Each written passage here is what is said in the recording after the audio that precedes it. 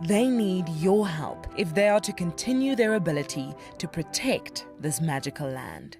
I'm Nikki here at Ambion Ngala in South Africa. I love getting questions from viewers about all the small things within the environment and how it all is integrated with one another. If you want to ask me any questions, please simply register with the Wild Earth website, head across to the Live Safari page and then post your questions there. I'm looking forward to chatting to you on my next Wild Earth drive.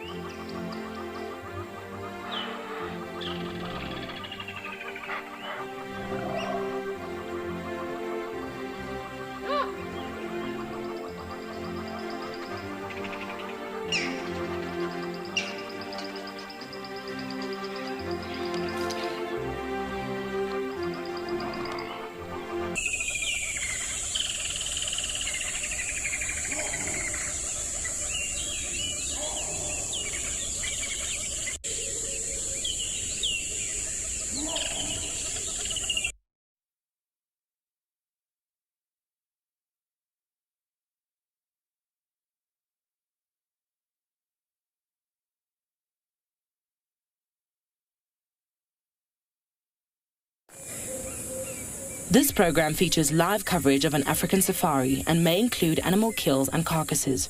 Viewer discretion is advised. Good morning, everyone, and welcome to a slightly overcast, yet not chilly, morning here in Djuma Private Game Reserve. I'm actually considering taking my second jacket off, which is really quite something for first thing in the morning. But it's a great start. There was lots of action on Djuma last night, which we will fill you in on. But it won't just be Djuma. We're coming to you live from many different locations across South Africa. So get ready to jump on board, everyone. It's that time for your live bumbo through the bush.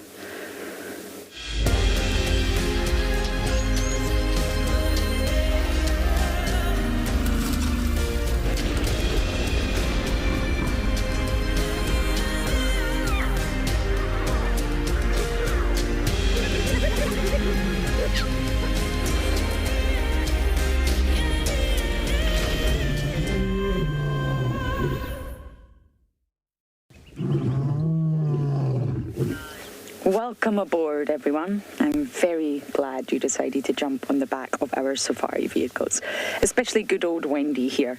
She is quite the mode of transport, bumbling through the bush. My name is Lauren. I do have Darren on camera, and it's great to have you all here. We are on our way to the hyena den. Now, I'm going to quickly check because time is of the essence in the morning. The sun is already up, although we didn't get much of a sunrise, and I think it's important that we check as soon as we can. Why? Well, I believe the Talamatis had a bit of a standoff with the hyenas last night. Ribbon, Ngwazi, Shimbulu, Sutu, Comet, and a few others. So yes, it was all very loud on the dam cam if you were watching, between pooping and roaring and snot. I saw a body. I saw a body. No adult. Oh my goodness. My goodness. Hello. We're going to say a quick hello. Wow. What are you doing unsupervised? I suggest you get back in the den, little one. I think this is novella, but I could be wrong. It's been so long since I've actually seen them. But we are not allowed to stay here without an adult, so it's a hi and bye. So lovely to see you, though. Auntie Lauren misses you guys terribly. Okay, Darren, we're going to move. Breaks my heart, but we're going to move. So, this is a live safari and interactive. Please do talk to us, everyone. That's what we're all about. Otherwise, you just hear us talking all the time. You can send in questions, comments, topics, jokes, and you do that by using the hashtag #WildEarth on Twitter, if you like to tweet, or @FC if you like to use the YouTube chat. There's a third option. You can head over to the Wild Earth website, register first, and then you can submit your questions under the live safari page.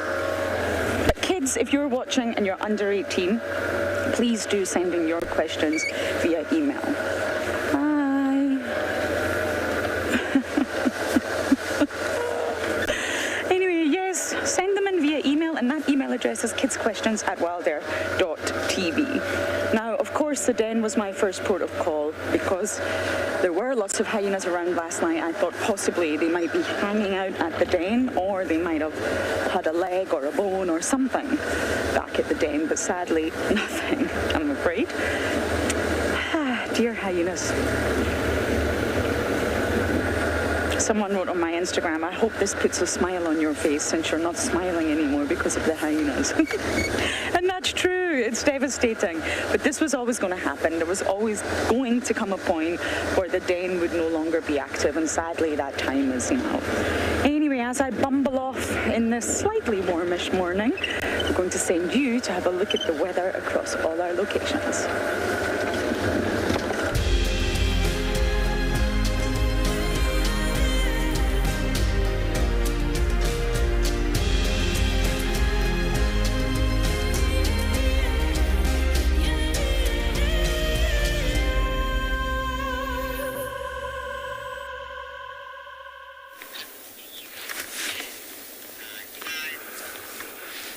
Good morning, everybody. What a beautiful morning it is. We literally just came over the ridge. They got this beautiful marula tree with a lovely morning sky behind it. Welcome aboard. My name's John T. We've got Odie on camera. And we are going to try catch up with the Talamati pride. Lauren was telling you there was a lot of commotion last night. We actually rushed out. We heard all the sound. We went to go see what was happening. It was a ridiculous little interaction. The lions had a hippo surrounded on the road, and the hyenas were whooping in the drainage line. It was really, really something. So we want to just see if we can catch up to these lions. There were tracks called in 5 minutes ago that they were heading west, so we're doing a loop around from the northwest to see if we can find their tracks. That is what our initial plan is this morning. I hope we get lucky. That is a beautiful little scene, that.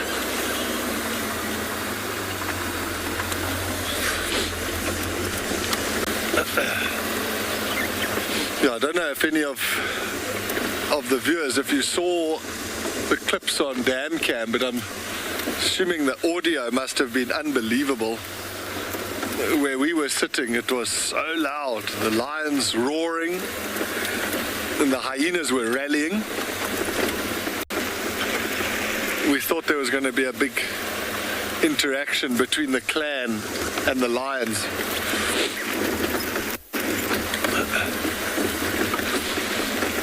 We're going to carry on with our loop, checking for tracks. You can head over to Marcus. He wants to say good morning.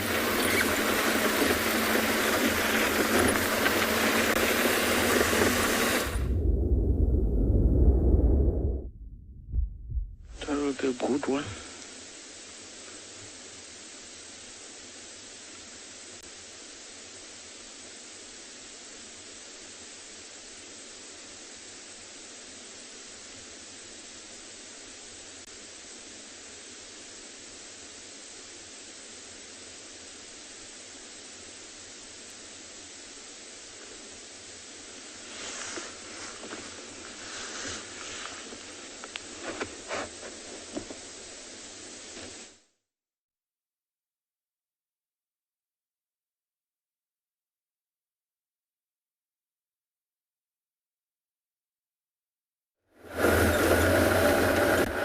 Since my heart is so disappointed, I am just going to update people on the radio.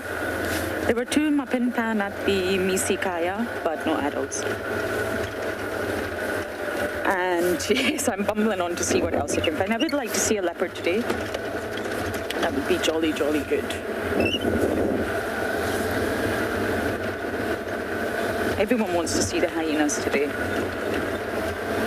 But sadly, those days were lots of activity, greeting ceremony, noises, just general weirdness doesn't happen anymore, I'm afraid. But you can see Ribbon has been seen everywhere, regularly on Tswalu, and she just proudly walks about with Ntima by her side and Ngwazi and Shimbulu, the whole lineage, and it's wonderful. The boys just follow Mom, absolutely adore Mom, and so far she's been successful this year. Ribbon suffered loss, especially when she was a low-ranking hyena. Before the matriarchal overthrow, she had 2 cubs, a litter of 2. One didn't make it, and then she had Paddy. Paddy was the other one that did make it for a little while. And Paddy was a lovely little cub, but very weak, very small, the lowest ranker, really. Ribbon was always there suckling. Ribbon looked miserable. And yes, I am anthropomorphizing very much, but Ribbon was not the Ribbon that you see today, really. She's a different woman. And unfortunately, Paddy also didn't make it. So the fact that she's now the matriarch and she's got Ngwazi and Shimbulu, she's thriving. But the one thing people say when they meet Ribbon is, my goodness, she's huge, and she is. She's a big hyena, as she should be. She's a matriarch. Life is good for Ribbon. And now her daughter has got a son. So the bloodline is really, really thriving for Ribbon. I hope I'll get to catch up with Rib Robs at some point. There's just a little pan here. It's sort of a secret little pan. I'll get Darren to give you a quick look. And it's always worth just popping your head in and seeing if anyone is lurking around these small little water bodies that are still remaining. But as I check the south of the property today, I'm going to send you guys back to Marcus.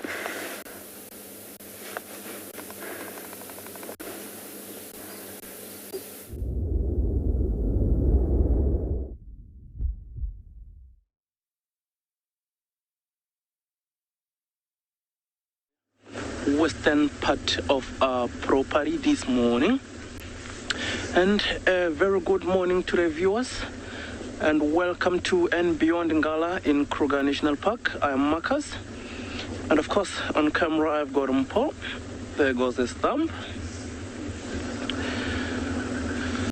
Yeah, so this is a beautiful morning, I must say, not as chilly as the past couple of mornings. So today we are about 12 degrees Celsius, which is around 54 degrees Fahrenheit. And the fact that it's overcast here, even better for us because it's not as cold and also even better for these animals that we are hoping to find. But yeah, like I mentioned, we are just on a bumble for a time being. And yeah, there was this beautiful tawny eagle that we drove past, which was quite nice to see. Unfortunately, it couldn't stick around for us to share with our viewers, but that was quite a nice sight to see. And so yeah, like I mentioned, we don't have any plans or following up on anything this morning, so whatever it is that we will be able to share, we are gonna share. So yeah, just come with us on this bumble. Like I mentioned, a very beautiful day. And of course, I'd like to take this opportunity and wish my nephew a wonderful birthday today.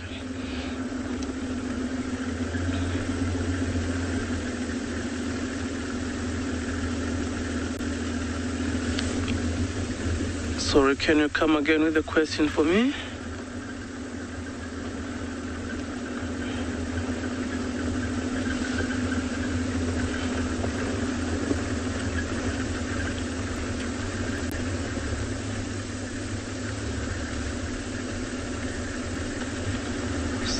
I am not sure if I'm hearing this straight, Chantel. Did you say you want to know when does the birth season start? Wet season.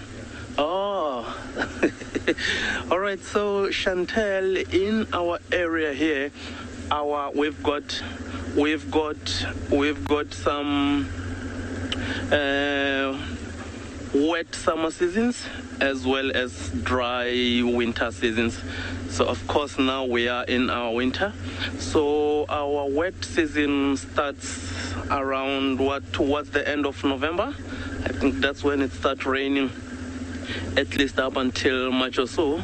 And of course, even in winter like now, we do get some light drizzles time and again, but not as hectic. So it started around towards the end of November. And that's when it starts. That's when also we start seeing the first lambing of these impalas. Mostly it's towards that time,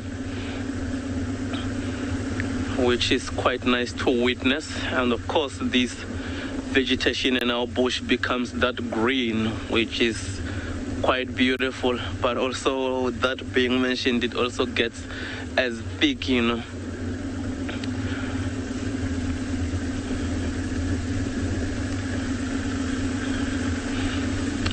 So there is nothing so far close to the roads, at least that we can see.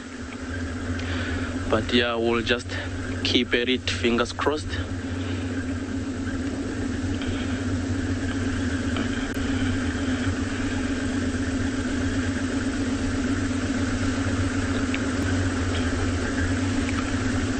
Well, and of course, a very good morning as well to John T. Lauren as well as JP.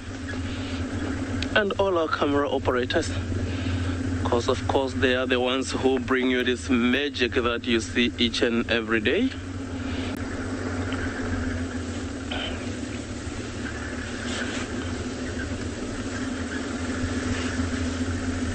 Yeah, so this road that we are driving right now will pretty much take us to the western part of our property, which will be quite nice to see what it is that we find on the way to the west.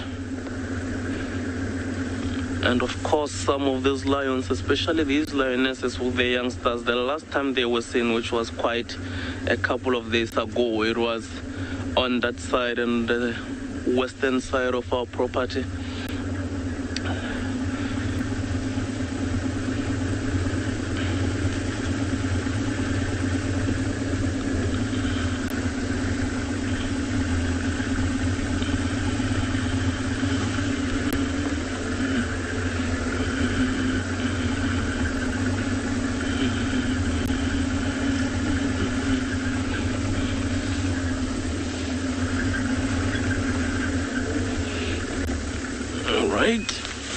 Just have to be looking out for tracks.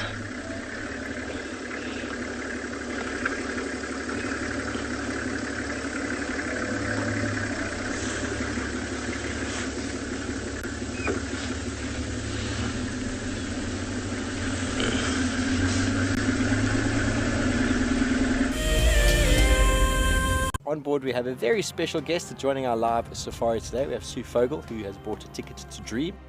It was an easy decision to purchase a ticket to Dream because I've been working with animals for my whole life, and I think what Wild Earth does here, bringing live safaris into your home, is just remarkable. If you want to go on safari with a Wild Earth guide whilst honing your bush knowledge and of course featuring in one of our shows, then head over to our website. Well, since I've been watching for such a long time, I thought it would be a good idea for me to come here in person. Sign up to be a Wild Earth explorer and you could be making your first ever on-screen appearance. If you have a chance to do it, I highly recommend it. To feel the sun on your face and the wind in your hair and to smell the smells and just kind of be in the animal's presence. It's undescribable. I highly recommend it. Across southern and East Africa, the Endangered Wildlife Trust works tirelessly to save species, protect critical habitats, and benefit people.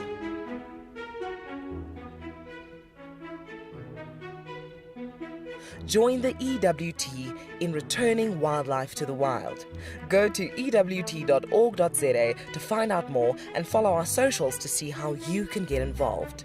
Protecting forever, together. My name is Ross and I'm a field guide at and beyond Pinde Private Game Reserve.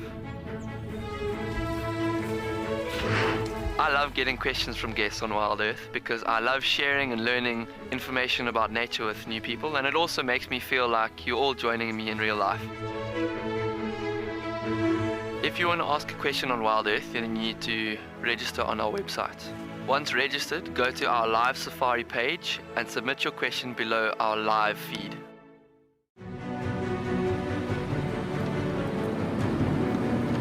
We've seen these ellies really chase wild dogs before. Let's get into spot. There we go, there it comes. Look at that, isn't that amazing?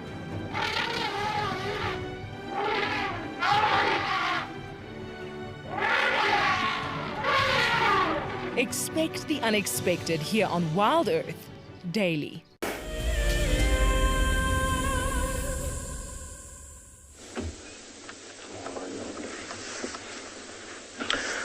Welcome back to And Beyond Ngala, everyone. Oh, so we had this beautiful sounder there. Looks like they are not as comfortable here, because as soon as we got here, they sort of ran away from us. But that is something quite nice to see, because it looks like they had like 6 youngsters in there, of which I think might have been 1 liter from those sows, which is quite nice because most of the time they do lose those piglets at an early age. But looks like she managed to raise those ones, and they are quite like a huge family. But of course they ran away from us, so we'll just keep on going and see whatever it is that we will be able to see next. And like I mentioned, we'll be heading west towards our western boundary to, well, look for anything really. We will be eventually going past this one water hole that mostly will find a lot of these animals together drinking, because it is quite a huge one. Sometimes together you find some water bugs, you find impalas, and sometimes you even found crocodiles out of the water, which is also beautiful to see.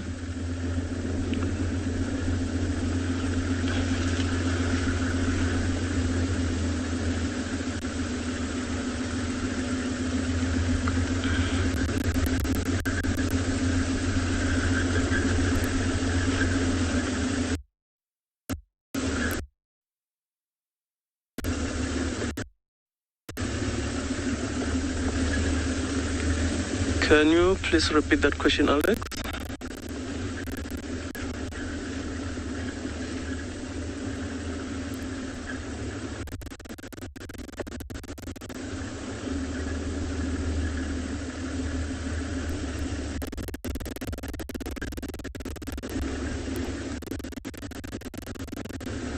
You are breaking up quite bad.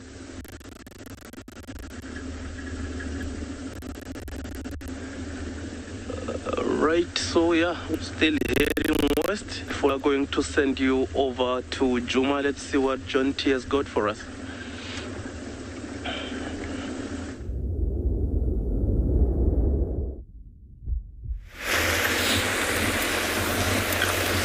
Welcome back, everybody. So we've done a loop around wanted to eliminate tracks heading a certain direction. We're back on Vuyatela access now, heading towards where the tracks were called in. And this is tracks of what we presume is the Talamati Pride. So I'm just going nice and slow so I can check the road. Odie is scanning left and right. So it's very awesome. Hopefully this morning we can do a proper tracking mission. And there's one vital thing we need to do that, and that's to have a track to give us a clue as to where these lines have gone.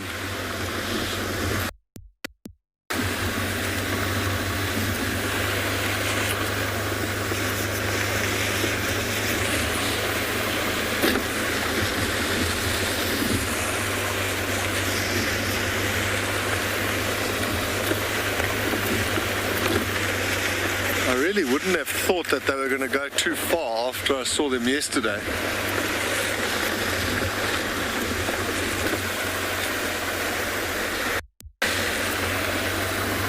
Sorry, FC, I didn't copy that question.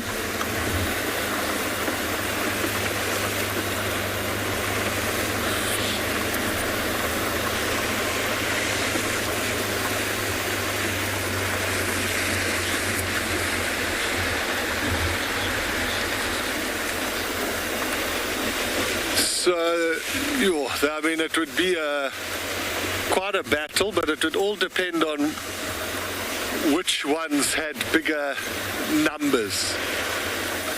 So, if there's more hyenas than lionesses, the hyenas will be very bold. As soon as there's a male lion present, they kind of will stand off a little bit. But it's a numbers game. If there's more of one than the other, then that's the one that's going to have the upper hand. I've seen clans of hyena push lions off of kills before. But I've also seen in some instances, like an old male lion, even sometimes a lioness, and I've also seen it happen with leopards, where they'll feed on a carcass with a hyena together, which is amazing. Because sometimes there's such hatred between the predators, and then sometimes it's almost as if they like call a truce.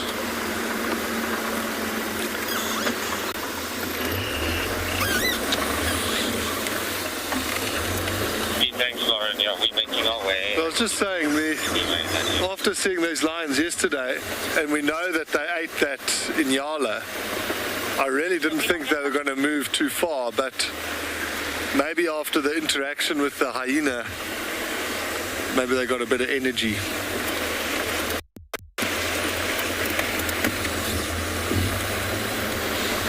So this road takes us back down towards Quarantine, which is that big open area. We did drive there this morning, but didn't see anything, but it was also still a bit dark.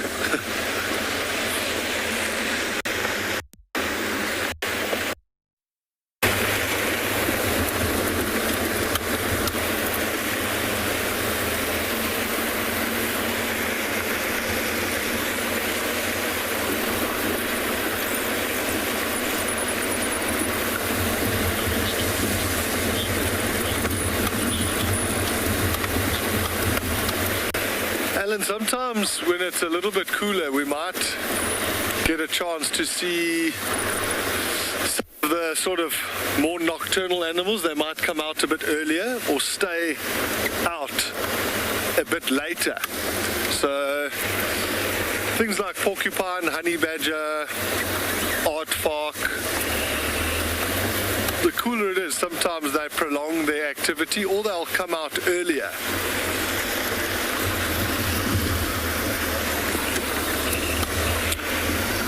Yeah, I think so. Odie's just suggesting a road to take. I just want to go and find the tracks that were called. They were called in on this road. So I just want to find the tracks, just because that'll give us a bearing, and then we can start picking which road we want to take.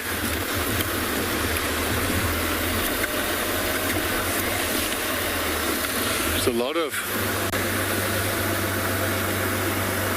Oh, that's a male leopard.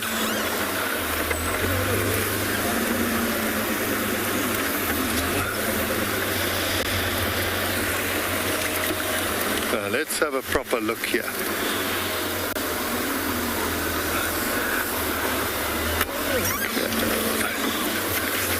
I'm just parking like this. I'm just going to hop off. Here, the lion track. Whoa, how's that tree stump?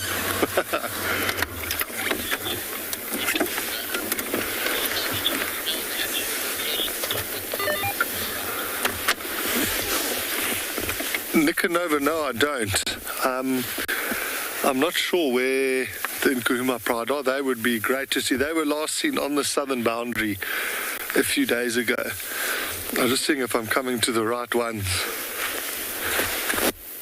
Is it ready? Just watch your mic.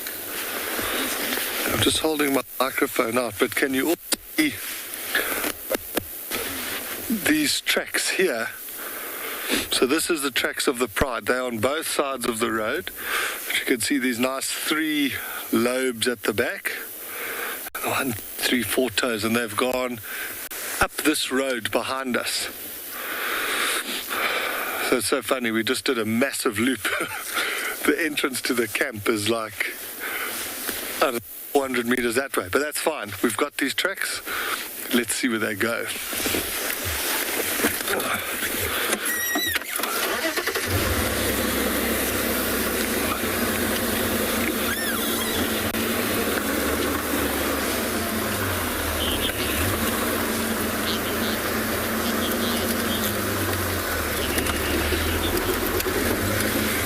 Tess, that's a good question. They'll normally have between 2 and 4. There have been some reported cases of a lioness having 6 cubs, which would be amazing, but it's not very normal. Normally 2 to 4. Normally, as the mom gets older, she'll have less and less. So you'll see if a lioness is very old, she'll normally just have 1 cub. But it's not always a golden rule. There was a lioness at Kondwe who, I think she was 16. I think she had 2 cubs, which was, we all thought she was actually not going to have any more cubs. Let me just check where we're driving here.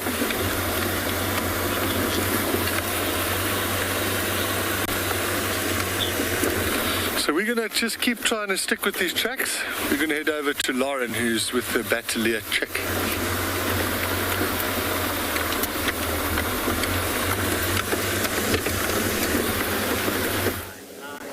I can't drive past this area and not say hello.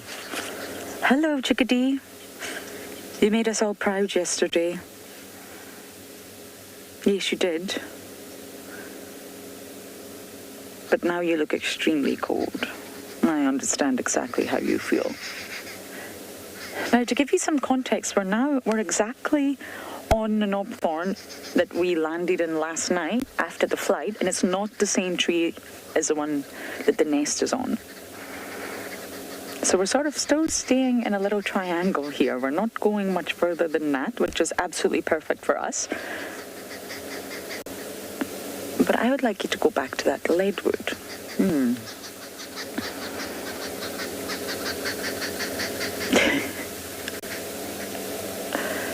This chick has just brought so much warmth. I think after all the joy we all experienced with Sebwick, and if some of you are not sure who Sebwick is, don't worry. He was a spotted eagle owl. I don't actually know if he was a he, but I got to choose a name.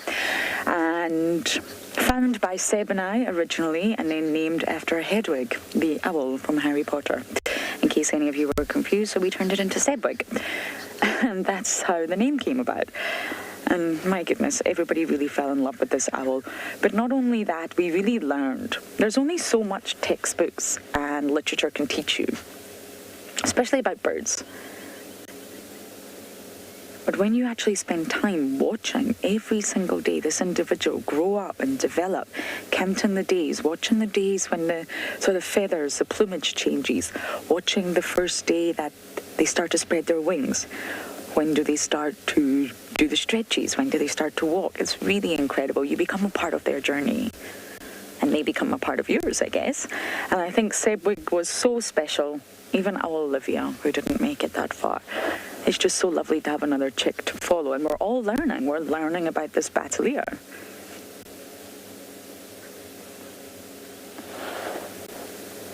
Who's extremely habituated now. I remember the days where a vehicle would come by and would hide in the nest.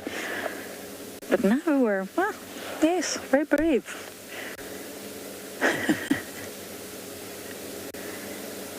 I think they'll be this one will be flying every single day now.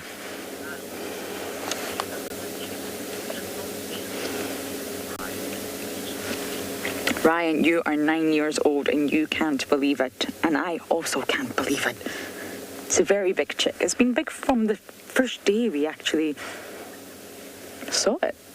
And we are guessing the age. If any of you are battalier experts, you're welcome to chime in and help us. But we spent a lot of time watching Mom incubate. We knew she was incubating, although the nest is very sort of high up from the ground. We could see from her behaviour and her position and her movements that she was incubating. So generally they incubate for about 55 days. So let's just say 2 months. And we were watching and waiting and watching and waiting. That's a long time. And eventually we saw movement of a chick inside. So we are just guessing the age, really. But you're right, it's a big chick. Doesn't look anything like the adults yet, really. And it's got a long way to go in its development. But chicks are normally born quite ultra-show, generally. And they have to stay protected in the nest, but they've also got to grow up fast. The longer you are weak and underdeveloped for, the more vulnerable you become. Even with leopard cubs or chicks or any young, you've got to get big, you've got to get strong fast, or you're just going to be easy pickings for all the predators.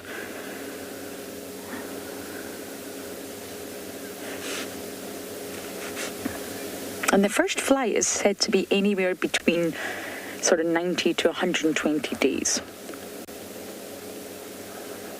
So I've been estimating 11 weeks now for this chick, but possibly I'm a week behind, and possibly it is at the 3-month mark.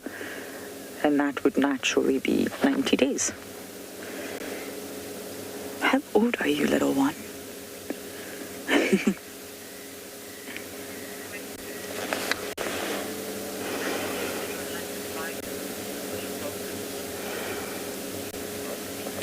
Rolling rock.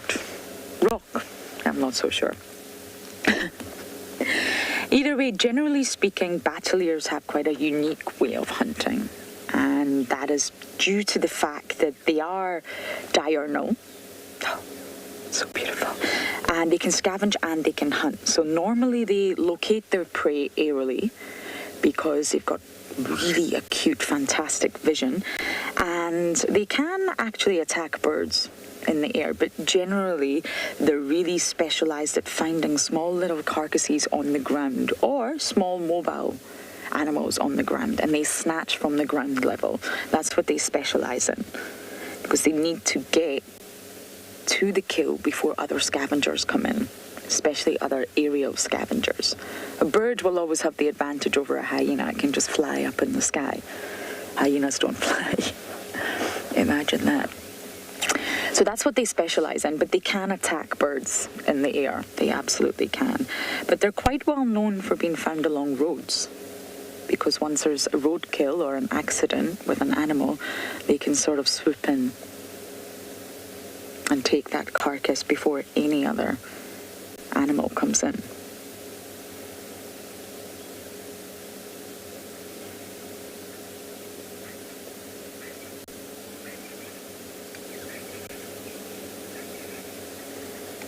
but their prey is very often stolen by the tawny eagle, their competitor. So they have that wobbly flight, swoop in and try and get all they need from the prey, it's normally the softer tissue, and get out of there before the other larger raptors come in.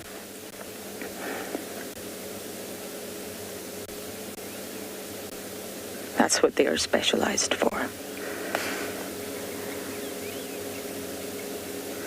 But they're known to eat scrub hares, mongoose jennets,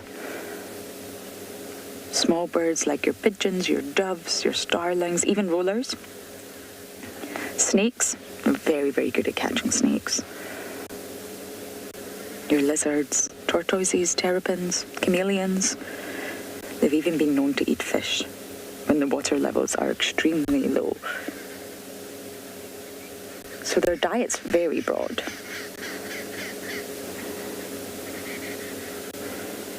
The more specialized you become in your diet, the more you're leaving yourself vulnerable as a species. To have a broad diet, that's going to lead to more success as a species because you really can feast on anything. But the more specialized you become, that's when trouble results. Just the perfect example of that is the Ethiopian wolf, really. As you all know, I went to see the wolf, but it's a remarkable hunter. It's so specialized in hunting rodents that it has such a high success rate. But it's become too specialized. It needs to broaden its diet, broaden that spectrum. And that's one of the reasons the Ethiopian wolf is in so much trouble, and it's Africa's most endangered carnivore.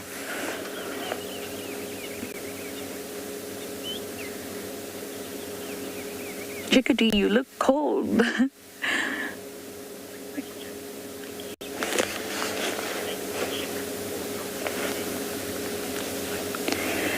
Mikey, if you're referring to the chick as it is right now, it will fly. We saw its first flight yesterday. If you didn't see it, you should go back and watch it. It's most likely been flying before that, but it's the first flight that we managed to catch on film. Davi got it all. It was so incredible and worth a watch. Such a highlight for me. And if you're referring to when it's a very, very small, sort of weak, underdeveloped altricial chick, still being very much looked after by mom, a few weeks old and it fell out of the nest, and sadly, that would be the end of chick. But at this stage, it's very unlikely that it would fall, but if it made a little wobble and tumble, it would just soar into the sky. It would catch itself.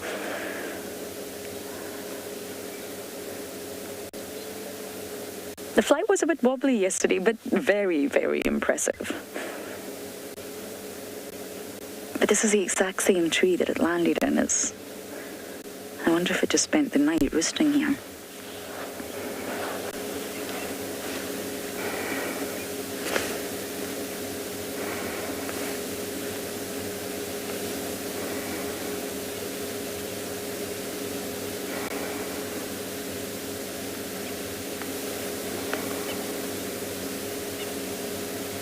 He's quite concealed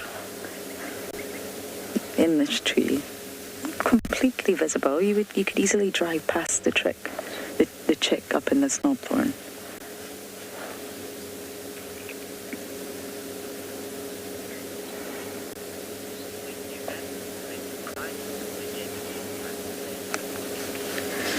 Okay, we're going to say goodbye to Chickadee and keep fumbling to see what we can find, but I believe JP would like to say good morning.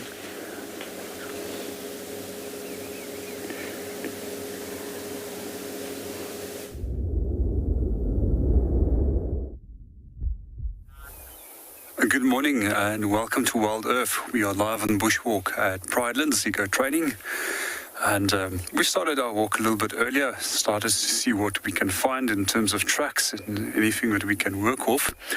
We took a little bit of a break over here now, and we're just enjoying the view on the Drakensberg Mountains. So what you can see over there in the distance, that's Mariepskop, one of the highest peaks in this area. Around 1,947 meters in altitude, if I remember correctly. And our plans for today is to continue walking from here. We're going to work a number of the roads, see if there's any fresh tracks that are coming in and out of these blocks.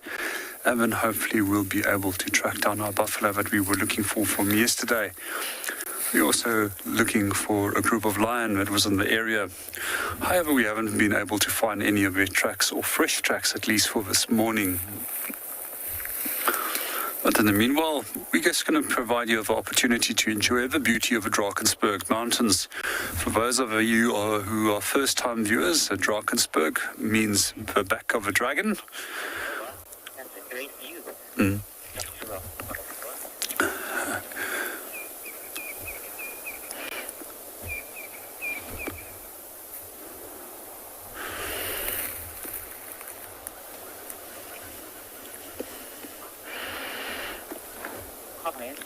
Dr. Rocky.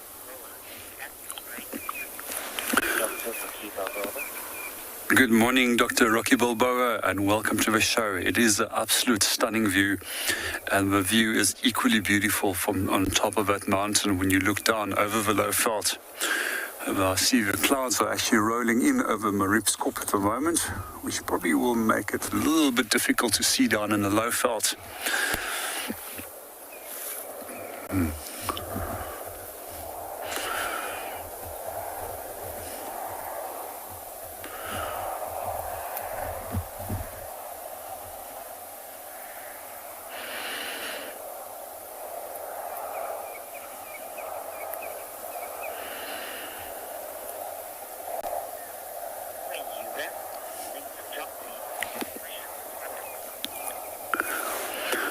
We're going to move off and go and see if we can find any of the tracks that we are looking for both the buffalo and the lion. But in the meanwhile, we're going to hand you over to Jonty, who is also following up on lion.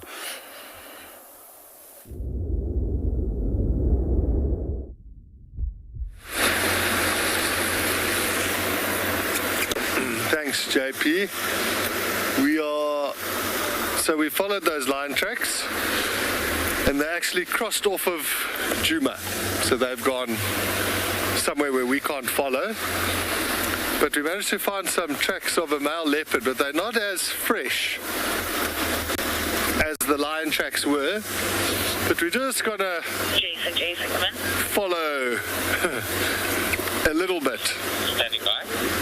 And take a chance. If we see nothing else fresh, we'll move out of this area and go check somewhere else.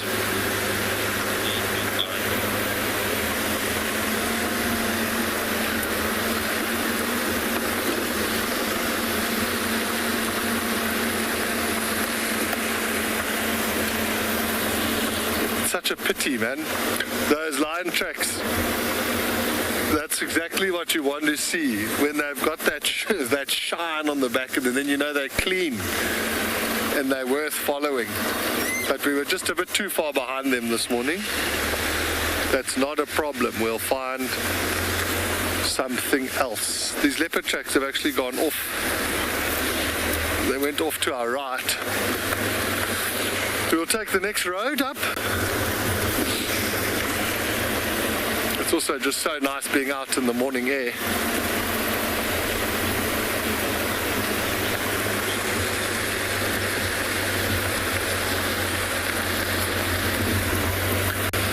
Wow, that is a fantastic question. I'm not entirely sure, to be honest. I know that lions in certain areas have reputations for being much larger, or certainly you hear like Kalahari lions have always got a beautiful black mane. But I'm not sure is my honest answer.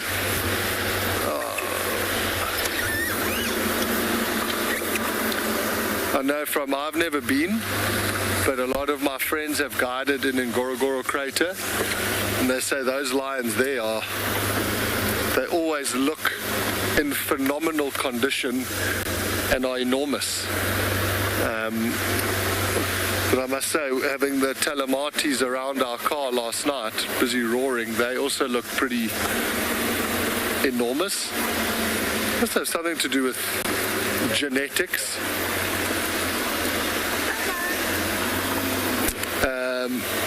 but whether or not there's actual factors, like environmental factors that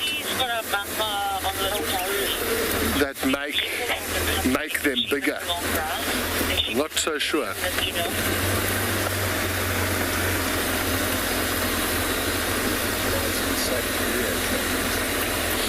Yeah.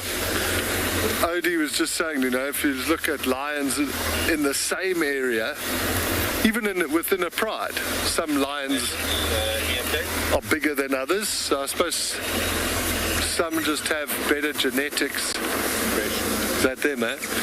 Okay, cool. Odie just spotted some leopard tracks on the left-hand side of the road.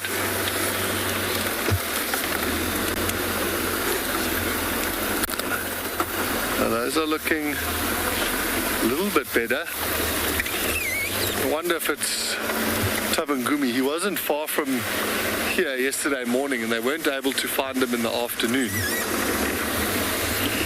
So it's interesting, that commotion that we all heard last night, the hyenas, so the hyena call that they were making, they were rallying for support. One of the hyenas had become cornered by the lions and it was calling, and then as other hyenas arrived they were kind of whooping up for support.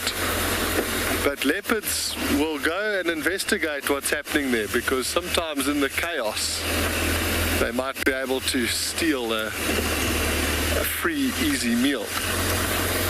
So he might have come a little bit closer, and then actually when he saw all the lions there, thought, no, this is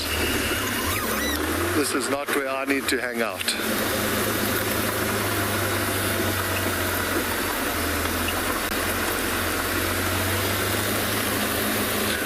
But just, going back to the lion size thing, like I was saying, I don't know if there's actual environmental factors that make lions bigger in certain areas. But just what I've seen here in South Africa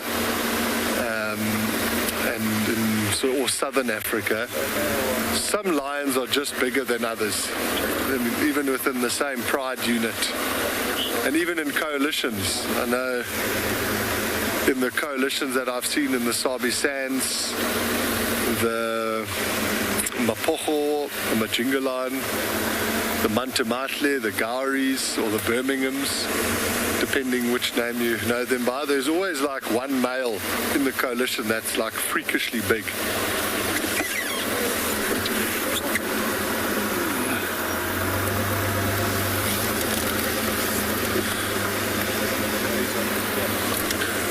I thought that was a drag mark. I'm just going to quickly pop off and have a look down this path here. Just make sure I hope my audio doesn't cut out.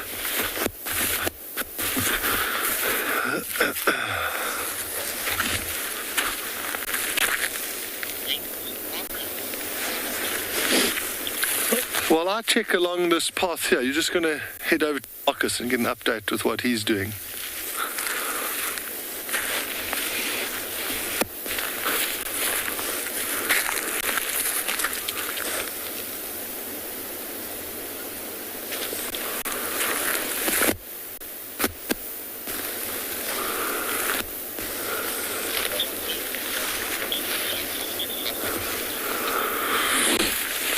If there's a partial track here behind me, it is quite tricky here.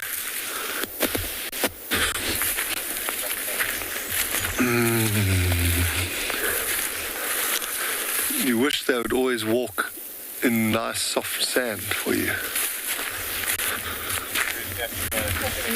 I'm just going to turn this radio down. Have a see if it comes back onto the road here.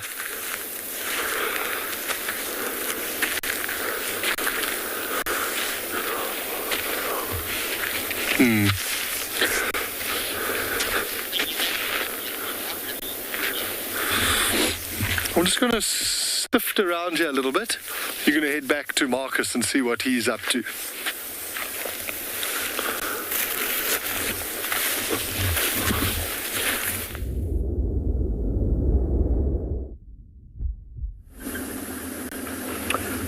welcome back to And Beyond Ngala. So we are still on our quest and on our way to the western part of the property.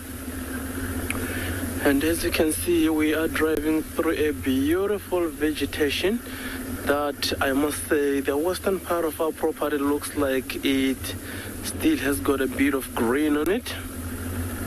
The trees as well as the grasses this side are not as dry as in the other side of our property, which is quite interesting to see.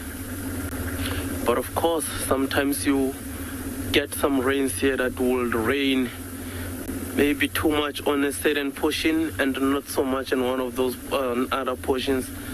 So you might find that the rains that we have had might have rained maybe a lot recently on the western side here than anywhere else really in our property.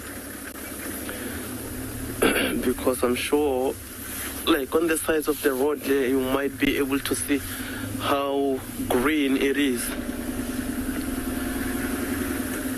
So here, even if you do find something like maybe lion that has lied down, you do have good chances, or you do stand a good chance of seeing it, as opposed to if it's lying down and grasses that look like they are drying up, because that blends them in quite well.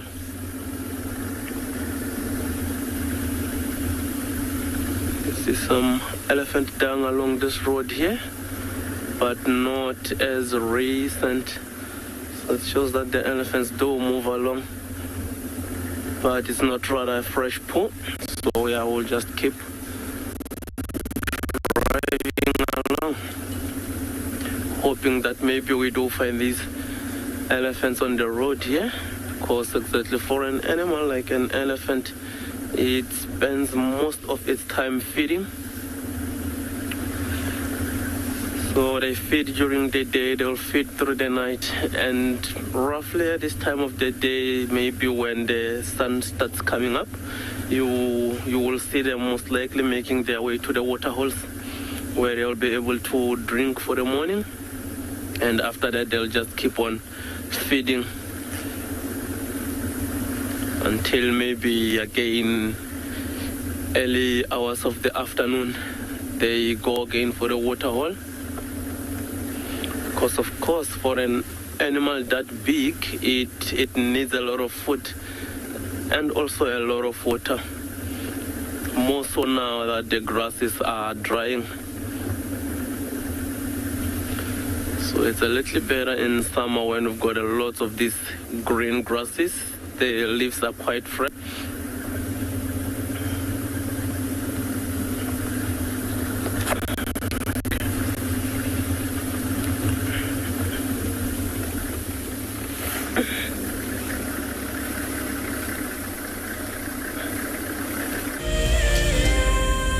The annual Safari Guide of the Year competition aims to create awareness for those men and women who dedicate their lives to tourism and wildlife. This year's event will be held at Marataba, a breathtaking privately managed section of the Marakele National Park in South Africa's Limpopo province. In celebration of this, Wild Earth and Marataba Luxury Lodges are offering all explorers a chance to win a 3-night stay at Marataba Safari Lodge for you and a friend. In addition to a spectacular land-based safari, Marataba Luxury Lodges offer an opportunity for guests to cruise peacefully along the Matlabas River, watching the animals as they drink and wallow. The lodge offers you a chance to lie by the pool or enjoy a spa treatment, and one night could be spent sleeping out under the stars in a luxurious treehouse. Sign up to be a Wild Earth explorer before the 30th of June, and it could be you heading off on a long-awaited getaway. Wild Earth Explorers.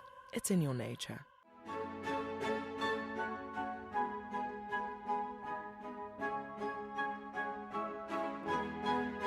The Wildlife and Environment Society of South Africa, WESA, encourages people to care for the earth. Through innovative projects, they aim to reverse the serious issues that we face in the world today. One of these projects is Green Coast, a proudly South African award for sensitive and well-managed coastal sites. This sustainability project protects our national coastlines while providing unemployed youth with a love for their environment and a hope for the future. WESA is a membership and volunteer-supported organisation. Every supporter is helping to change the only Earth we have. Visit our website to see how you can help care for our Earth. I love being a camera for Wild Earth. The animals coming right up close to you, especially like lions. Sometimes you get nervous, but you have to go with the flow. My favorite animal to film is the elephant because of how big it is. But when it's really up close to you, it's one animal that you would say, I really respect you.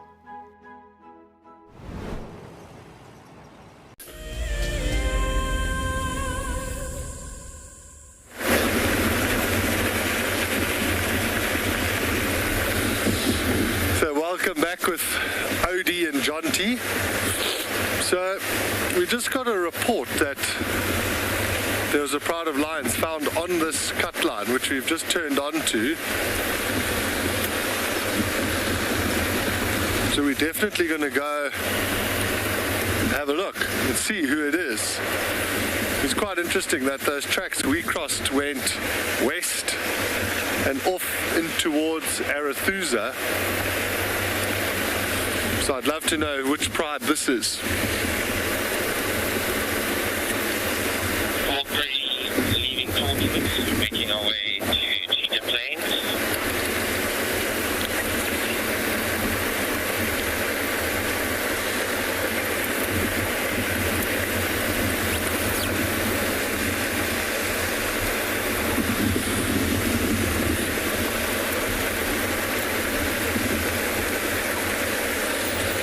I must say it would be really nice to almost try and find like a comprehensive, up-to-date info pack on the lions that are in this area, because I know it's the Telematis and the Nkuhumas we see, but I'm not 100% sure of how they're made up.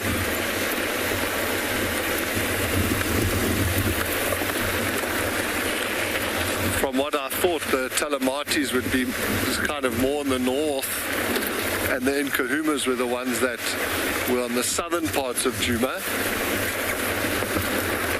What we thought was the Telematis yesterday, I've got a feeling was the Nkuhumas. Because I think the one Telemati lioness, she's the one that's missing the tip of her tail. But I didn't see that yesterday when we were looking by the dam.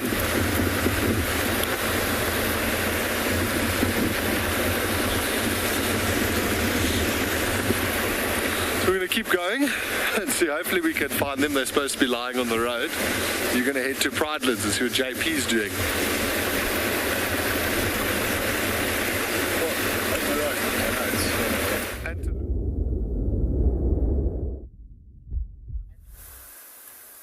Good morning and welcome back to Bushwalk. So when we're out on walk and we're looking for animals, we don't only look at tracks, we also look at a number of other field signs which we can find. And as we got here, we found a large pile of elephant dung. And the discussion between myself and Craig is, how do we know if it's fresh? Well, there's a number of ways that we can actually look. So the first one is you can just simply push your fingers inside here and you can feel the temperature. The second way that you can do is you can just taste. No, we're just joking. But just generally the temperature is what you can feel. If it's still nice and warm on the inside, you know that this animal has recently come through here. Just want to quickly show you how the consistency of this elephant dung looks like and what it consists of. You can see there's little twigs and branches. There's also some leaves inside here. And sometimes over here, when we get to these elephant dung piles, we also find a large amount of marula fruits inside here. That's generally here by February, March. And quite often what we will also see is just like I'm scratching in it right now, but baboons will start breaking it open to feed on these marulas that have been passing through the stomach of the elephant.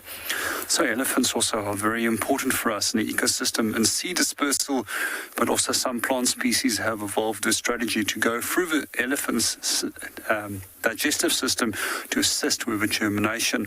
So another thing I often get asked when it comes to guiding, how do I know that this is not black rhino or white rhino?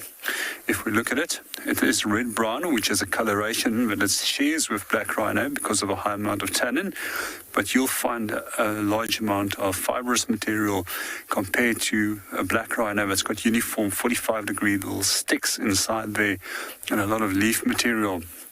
If it was a white rhino, this would have been purely grass that we would have found inside here. And then sometimes people also confuse that with hippopotamus. And if we look at hippo, the hippo is also uniformly textured grass segments that's inside it. That's also very fine-grained.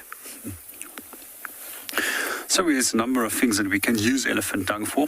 I quite often like to burn it next to a fireplace. It gives off a very pleasant aroma, and at the same time it helps to actually chase away mosquitoes, which is not one of my favorite insect species, although I do love all other insects.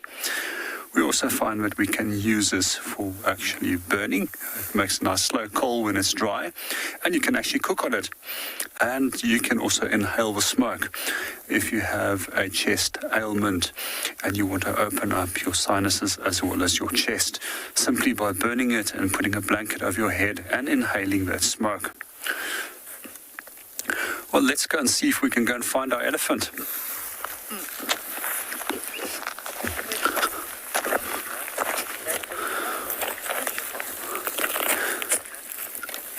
Hi, good morning, Veronica, and welcome to the show.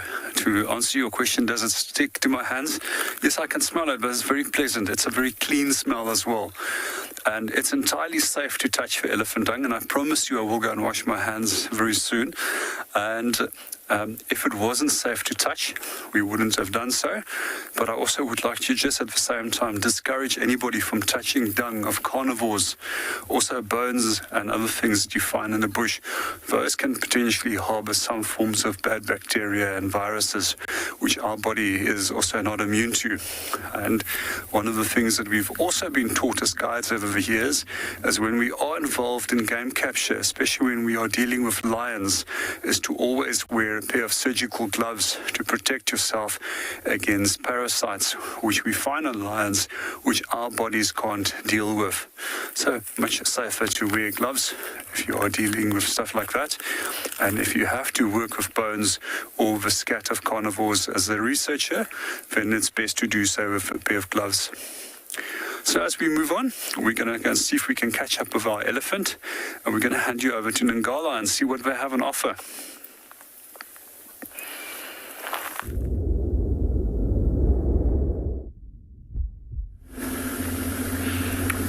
Yeah, we are still hard at it, so still making our way towards at least one of those water holes that we've got on the western side of the property here. So, yeah, along the way we didn't really pass any animals, but of course time and again you will see some tracks, maybe hyena tracks, elephant tracks along the roads here. But we haven't been as lucky to see the actual animals as of yet. So hopefully when we get to that water hole, we'll be able to find some animals that might have gone there for drink. And of course it is that same water hole that have got some crocodiles. And occasionally you do find them outside the water, which is quite nice to see when they do come out.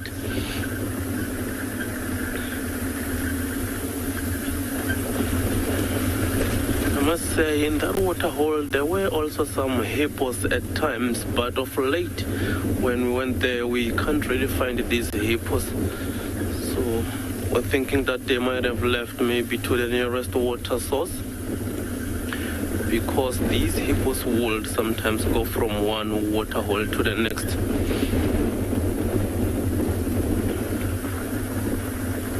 See some dung along the road here, as well as elephant tracks. but of course they are not recent, so these animals are not that close. You know, they might have moved maybe sometime yesterday or even early hours of the morning.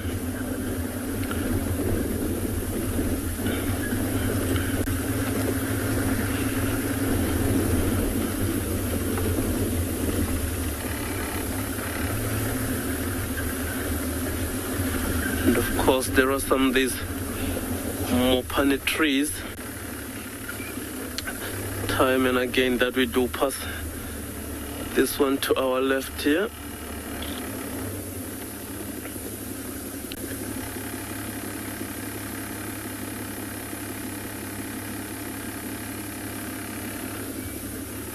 So if I got that right, Shante wants to know what's my most memorable animal encounter. Okay, so yeah, Shante, I think my most memorable encounter with animals was when we found a python that had strangled and killed an impala. And of course, before the python could swallow the impala, 2 hyenas came to the mix.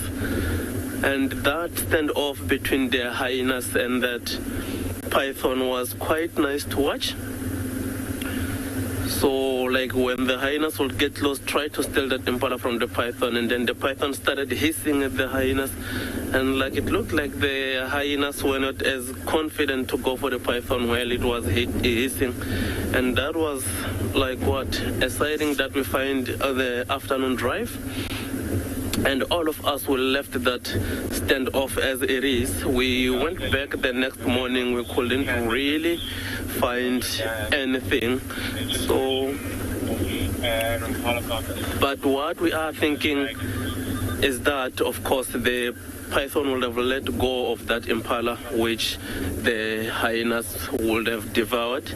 Because, of course, if the python had attempted to swallow that impala while the hyenas were there, they become that sluggish, he wouldn't be able to move as much, and that would be him endangering himself. So, well, amongst us, still as memorable.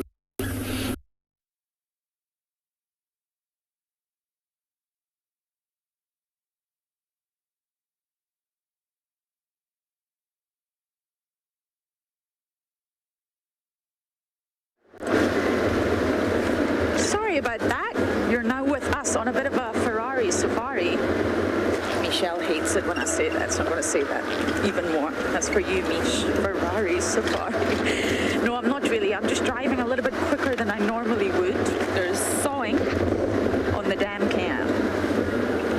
I haven't got any direction. If any of you are able to determine a direction, do let me know.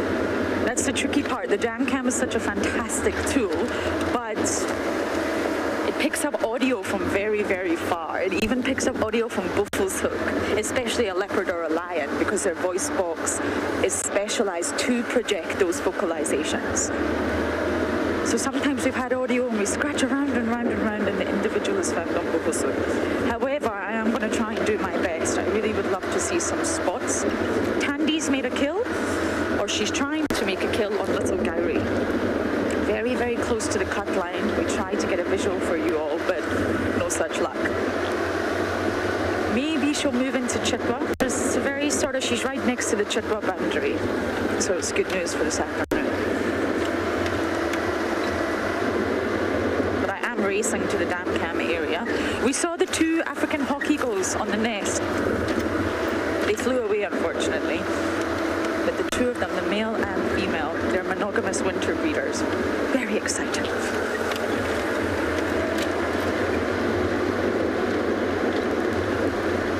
Listening to the story about the python, I have to say my favorite reptilian memory has to be Tingana and his snake. I don't think I've phrased that correctly, everyone. Apologies, let me try again. Tingana with the python. Oh, that was such an incredible sighting. We don't actually believe Tingana killed the python. I think it was a honey badger. But Tingana, of course, being Tingana, came in, stole the python, and proceeded to eat it with a very disgusted expression on his face, if I can anthropomorphize again.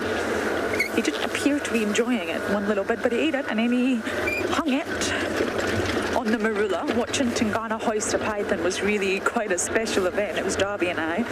And then, of course, the next day, Hosanna showed up. And he wanted a bit of the python, so it was python all round.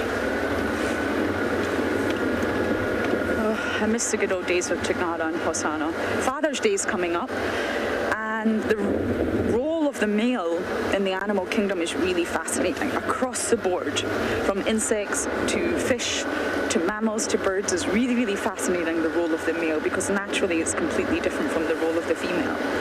And Tingana's tolerance of Hosanna was really quite special.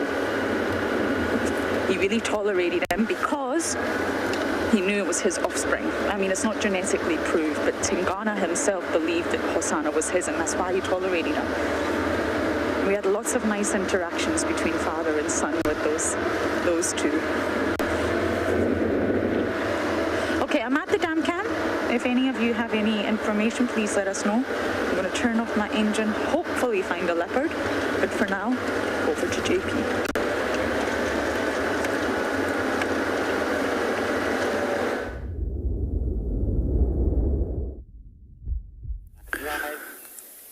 Good morning and welcome back to Bushwalk. We're still out there looking at what the elephant got up to.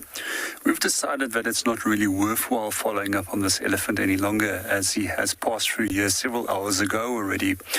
So when it comes to looking at tracks, we can see a partial part of a track that imprinted over here. And we notice that it is not as fresh, and the corners is not as crisp as it should be when it was just freshly made.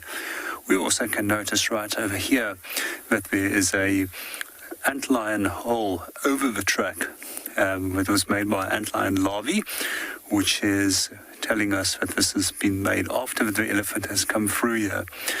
Just a few little things that we can look at over here. You can see these very fine crack patterns over here.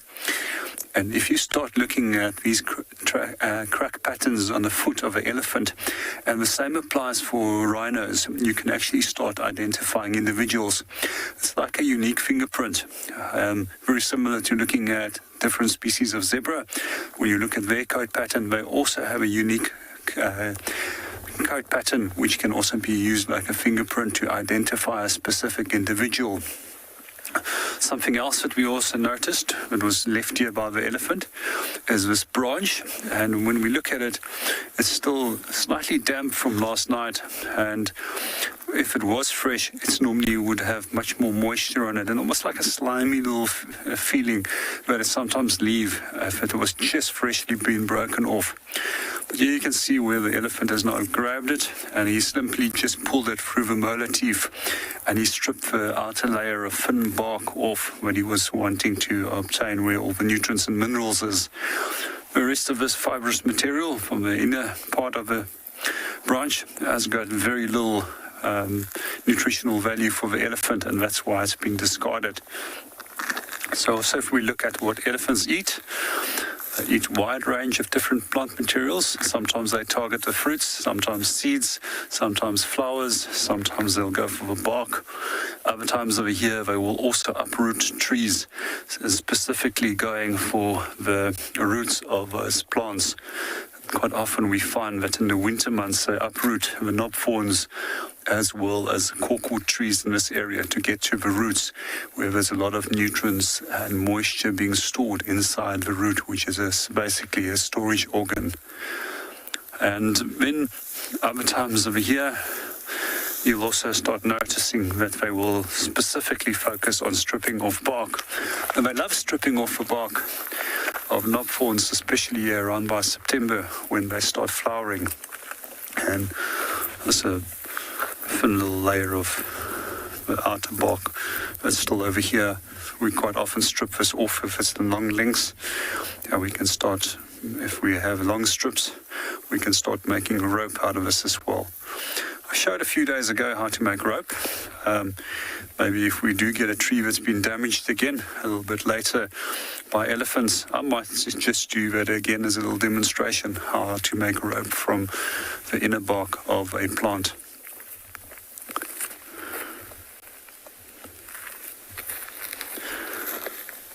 So as an elephant, you can't really be picky, and it's also why you have to eat whatever comes your way. And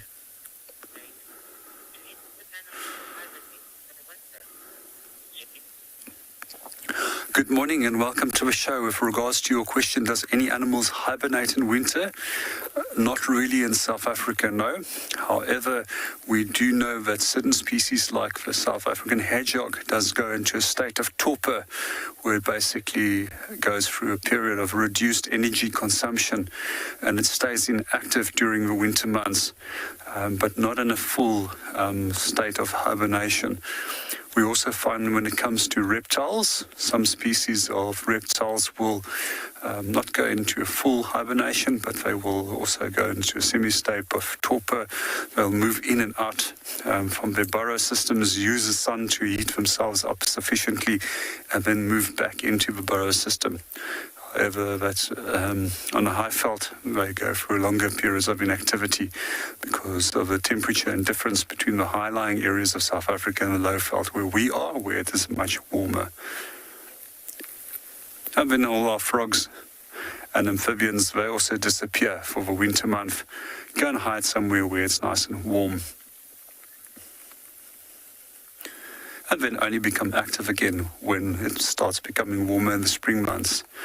Talking about winter, we always like to joke in the low veld that winter comes to end on the 21st of June, when we've got the shortest night, shortest day and the longest night. And we also see the temperatures from there on progressively will become warmer from August onwards. And by 1st of July, we'll have 1 week of heat, followed by a very quick approach of summer.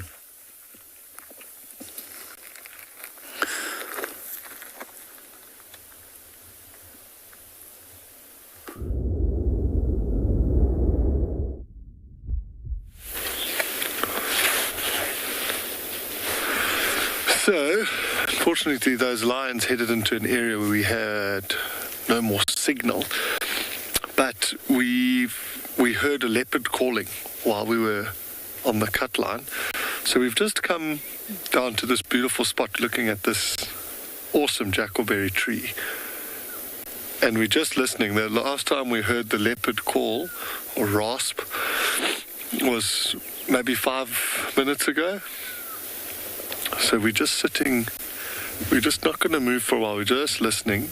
Lauren's also moved into this area. She's at the dam. It was actually the dam cam that alerted everyone to the fact that the leopard was busy calling.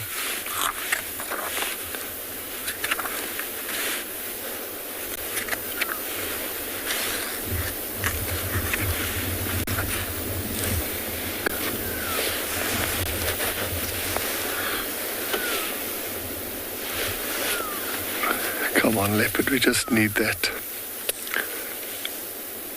awesome sound. And the leopard's rasp, not like lions and hyenas. If you can hear it, you are fairly close. You're not going to hear it from kilometers away.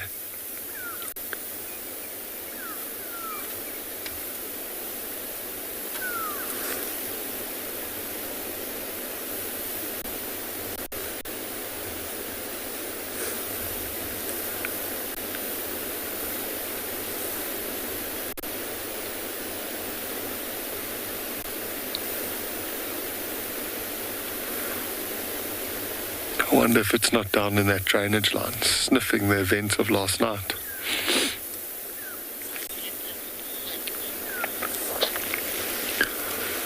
Queen, so it's a contact call or an advertisement. So males will patrol there. Sorry, I just stopped. I thought I heard it start up there. The males do it as a territorial sort sort of they're telling other male leopards that they are there and present in their territory, and that goes along with scent marking along the boundaries of their territory. And it's also for advertising. If a female comes into estrus, she will call, and that will let the males know that there's a female in the area. A beautiful herd of impala walking down in the drainage there.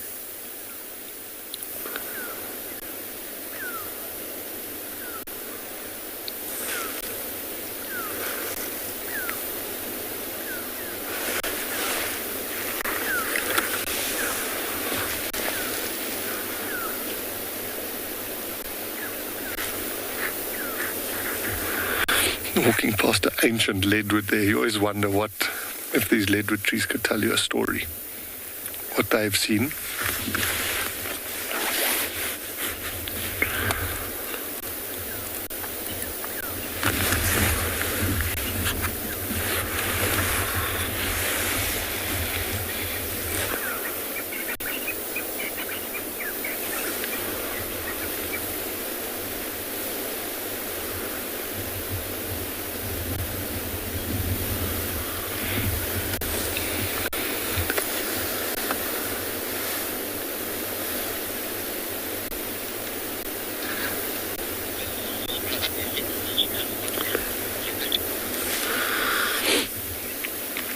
Yeah, it's a funny moment this when you've heard it, which has given you one clue.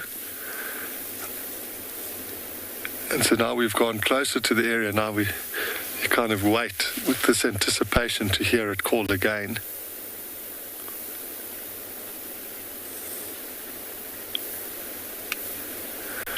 We really you get high alert. So now we're waiting because we might hear.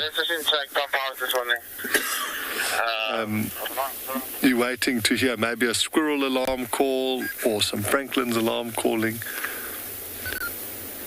Any other sort of little clue that the Prince of Cats is cruising around.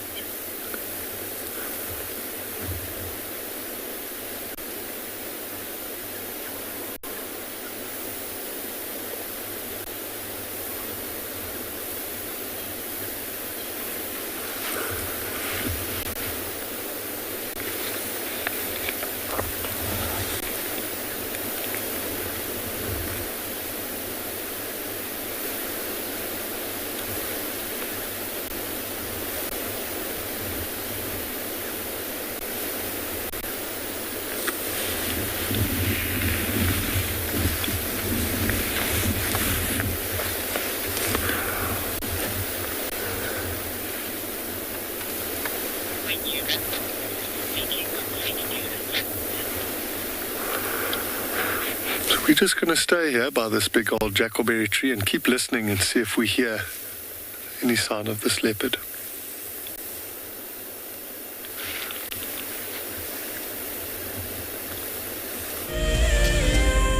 On board we have a very special guest joining our live safari today. We have Sue Fogel, who has bought a ticket to Dream.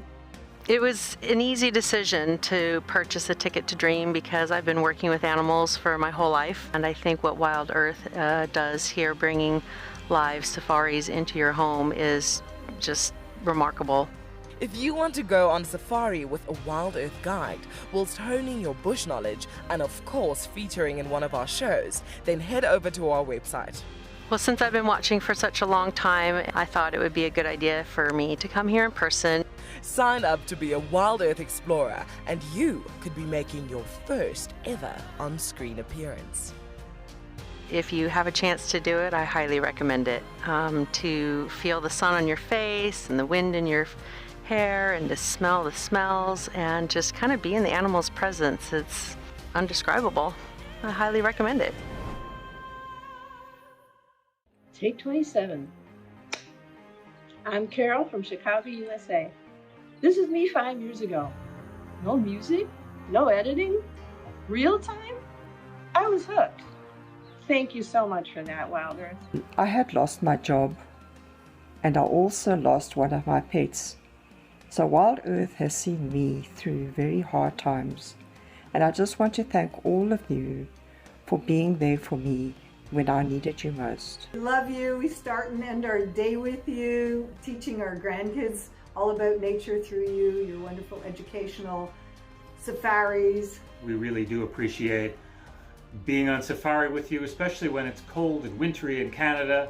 And considering we've been in lockdown for 18 months here in Saudi and have not been able to fly back to South Africa, I want to thank you for bringing your safari back into my life every single day and night. I love it, love it, love it.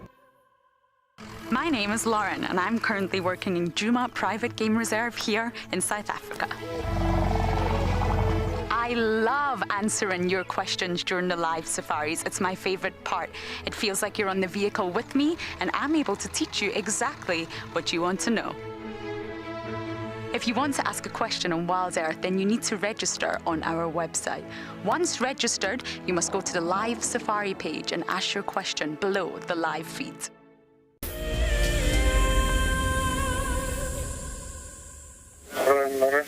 Hold on 2 minutes, everyone. Standing by, Obs. Yeah, got the audio calling far close to Spaghetti Junction. I'm gonna check the vouchers next down there. Copy, I'll take Twin Zams Road. Okay, let's bumble. So that just shows you, Aubrey's now got that audio at Spaghetti Junction. We're at the dam cam. I haven't actually heard it myself, and that's far. Sound travels so much further in winter when the air is cold, and it's all to do with the hot air and the warm air pockets. Always makes it sound like the animals around. But I did hear updates that it sounded like it was getting closer. We can't hear what the dam cam hears. But I'm going to check this way. Aubrey's doing the other way, so fingers crossed. I've also got Dylan Leo Smith on the Tandy case. If Tandy moves onto Chitwa or onto the boundary line, he's going to let us know so that we can go and see her. So we've covered all bases. Spaghetti Junction is quite far. But if there's a leopard calling, then we must try and find it. If it's Mowati, then, well, we may not find him. But if it's not Mowati, then we may be in luck. I would love to see our Princess T. It has been too long. Okay. Are you listening, Darren?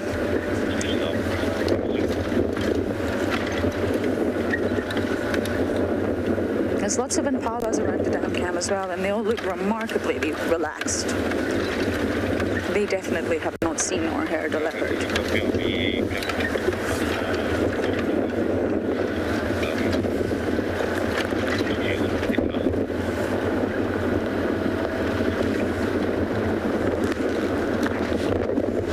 My hat blows off my head when I drive too fast, so my speed is limited.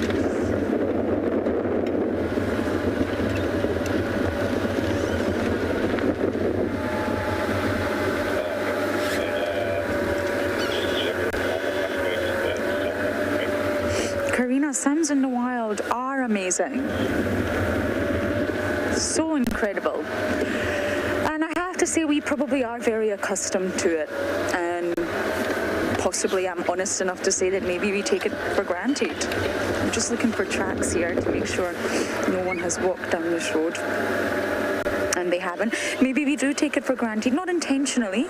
It's just, I've lived here for 3 years now, and you do just get used to all the sounds, and sometimes you have to slap yourself across the face to realize how special they are. From the bird calls, I mean in summer, you're just surrounded by a chorus of the most beautiful music from the birds, the sawing, the roaring, the whooping, the wild dogs,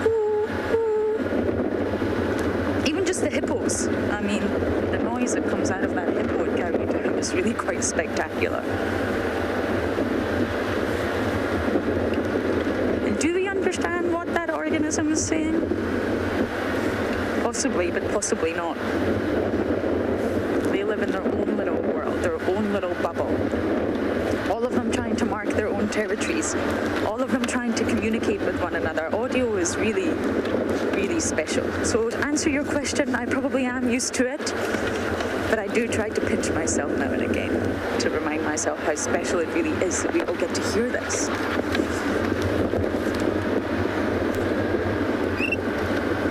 Have you ever been underwater and heard whale song? It's something really special. When you're completely underwater, you can't talk. Your ears are also impaired because, well, you're underwater, and two, all you can hear is your of yourself breathing, which is not the most pleasant noise. And then you hear whale song. It's really something special. Okay, I'm going to do my best here, work with Aubrey, try and locate this leopard. I'm going to send you guys over to Marcus.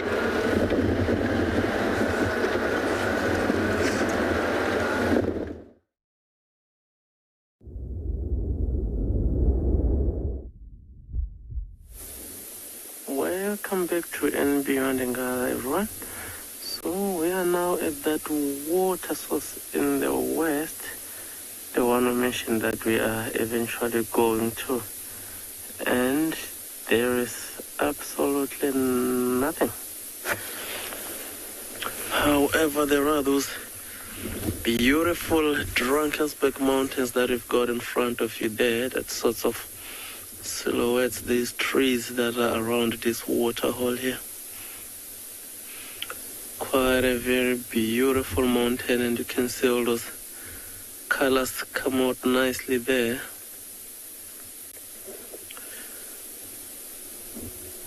And of course the wind has picked up again now, making what was already sort of a bad day worse, if I can call it that.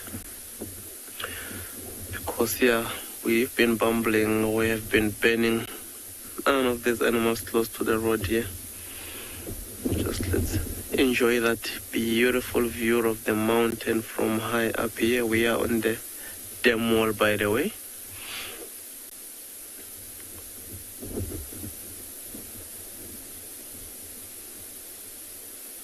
And I'm not sure if the viewers do hear the sound of the wind. It's blowing also pretty bad.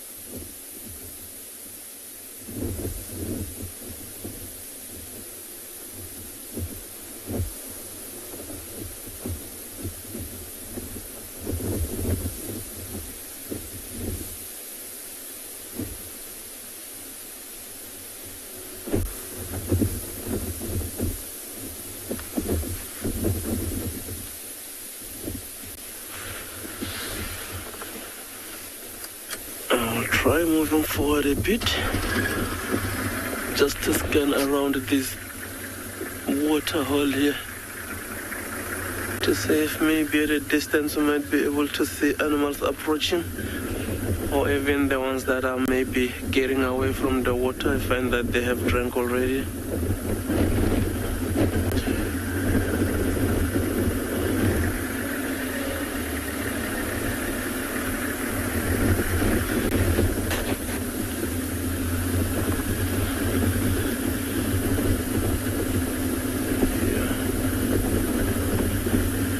See some water bug at a distance.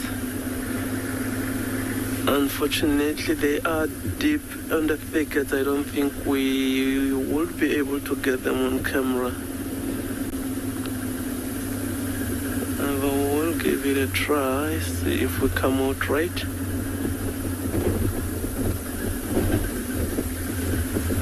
Also retreating away from this water hole here, that I think they might have come for the water and then they're just moving away now, getting into those thickets. Because of course now it is windy.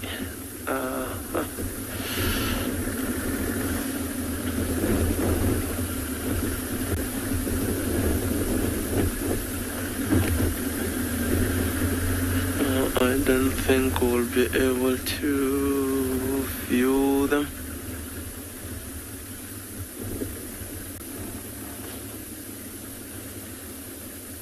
What do you think I'm from here? It's all Professor and for the there. And we're just trying one of them there, you can see.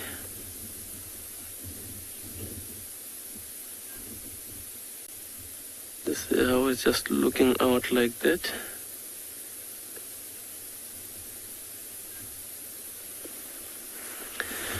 So that's one of them. It's quite a few animals that I saw earlier. But of course we don't have enough space to be able to put them on camera. There's the second older one. So that's a youngster that we've been seeing. Also they that white on their bum sort of stands out, as you can see there. But it looks like they're pretty interested in one side of that where they are. But they haven't given an alarm call as yet, which makes me think that they don't see anything really there. Just that maybe the wind might be messing also with their hearing. And as you can see how those leaves are shaking.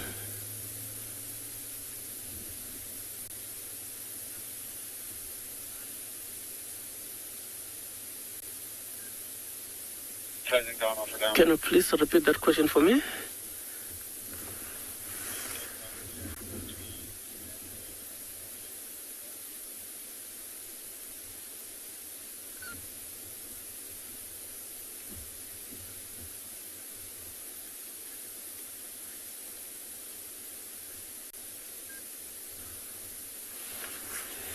I'm struggling to hear that question here. Maybe it's bad signal. I do hear about water buck and lions, but I can't really get the question.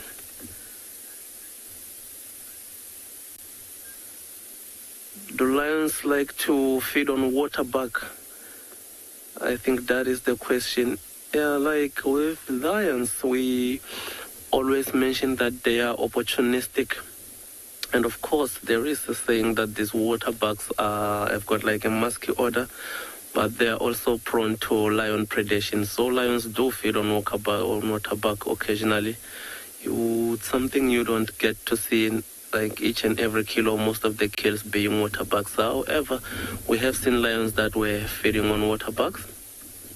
And remember the 3 that we saw yesterday, if you have joined us for the sunset safari yesterday, we had 3 nomads.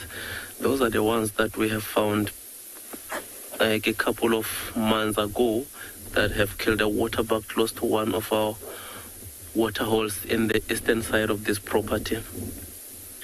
So of course lions wouldn't really say musky odor and all that. What they want to do is mostly they don't really kill these animals because they are tasty, if I can put it like that.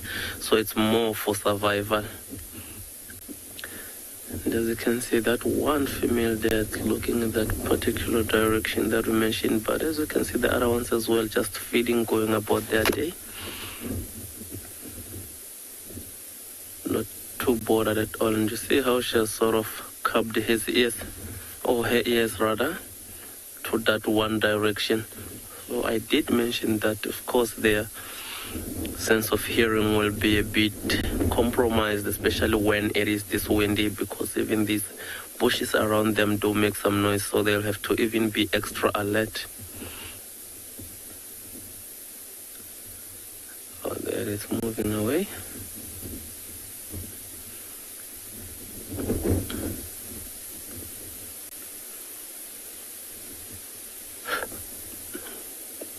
Going about feeding there, and as you can see they are not too far away from this water hole. Of course these water bugs are water dependent, as the name might suggest. And of course for a water bug male, when he sort of wants to establish his territory, ideally he'd want an area where that is very close to water. As you can see there, they are moving. See how it's quite a few animals now, and those 2 youngsters there, that looks quite cute. Looking predators, and back to feeding, of course.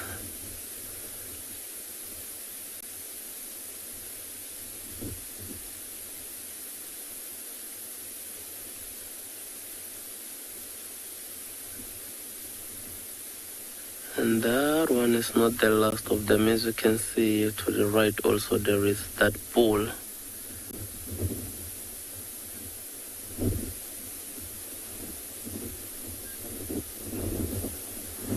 Yeah, so the question wants to know that do waterbuck only eat grass? Yes, from, well, the books as well as my observation, they eat grass. And there is a particular grass that these waterbucks love that I have seen not a lot of animals eat this sort of grass called spear grass. So amongst the other grasses that they love, of course, there is some guinea grass as well that they really, really love. But they also go for that one. Oh, look at the ears to that one. Just love how independent those ears work. Oh, there she's moving again. I think that might have been the last of them. And of course I heard of Tumpo forgetting that one. It's quite not an easy vegetation that they were moving there. I almost thought that we weren't gonna able to put them on camera. So from here I think we'll continue. There is another water body not too far away from here, so that is the one with the crocs. So we'll see them crocodiles time and again. I'm just hoping when we get there, they will be out at least trying to sun themselves for the morning, although there isn't a bit of sun. And for now, we are going to send you over to Juma.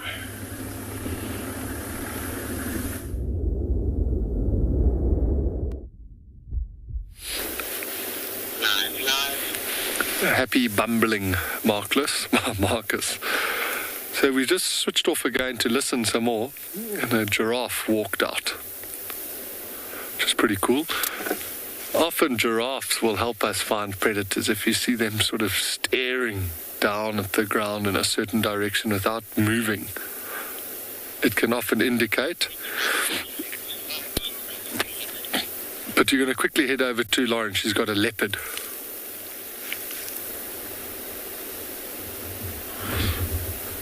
Let me just check with... It's definitely not the leopard that was making sounds, but we do have Miss Tandy. Thank you to Dylan Leo Smith. We have Miss Tandy. She's actually on Little Gowrie, but we are viewing her from the boundary line. It's not the best view you've ever seen. I wonder if I can go forward? Do you think we'll get her face? Yeah. Okay, let's try.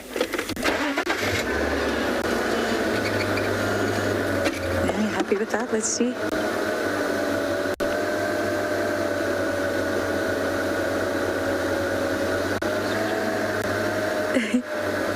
Well, it's definitely better. We can see her ears now, I must say.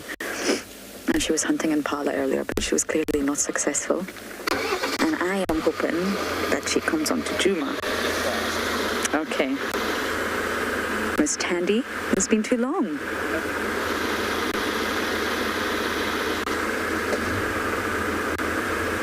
So wonderful to see spots. Have you met Tandy before, Darren? You have? Okay. So you're not starstruck right now?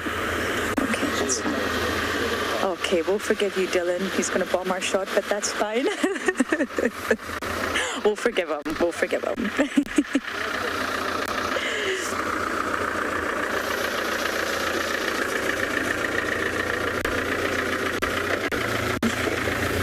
Okay, sorry about that. I didn't realize the second vehicle was going to go past. Okay. Has she moved? Yeah, she moved. She moved. Okay, it's a little bit tricky here right now.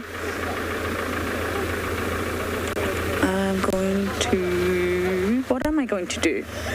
I'm going to do a U-turn. Are you ready, Darren? Yeah.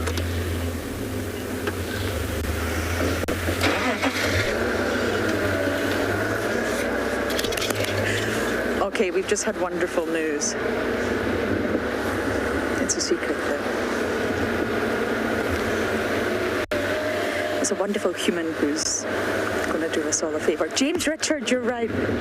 Hidden spots are better than no spots. Thank you, James. Positivity.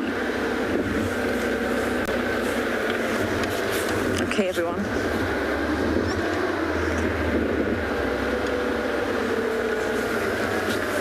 Hopefully we're going to get some better views of Miss Tandy. Elton, I may need to figure out this and do some navigating around.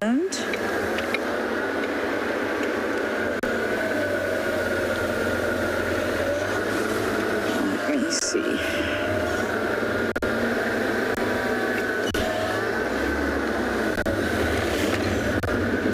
Okay, we are going to try and maneuver this scenario for now, and hopefully we'll have more views of Miss Tandy. But for now, over to Johnsy with his cousin.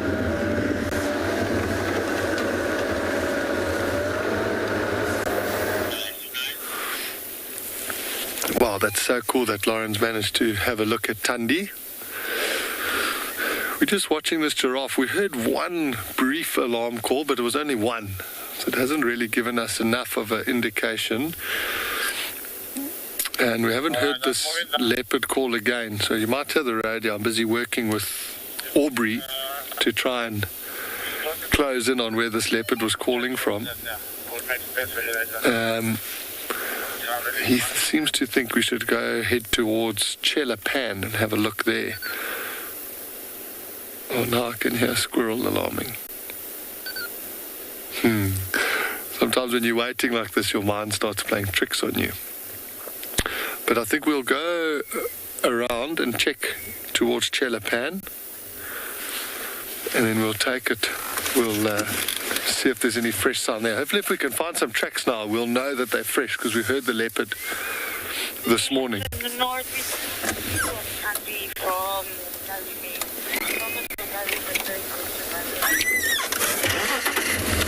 Okay. We'll leave this giraffe here. He wasn't helping us. She's static right now, just east of Milwaukee.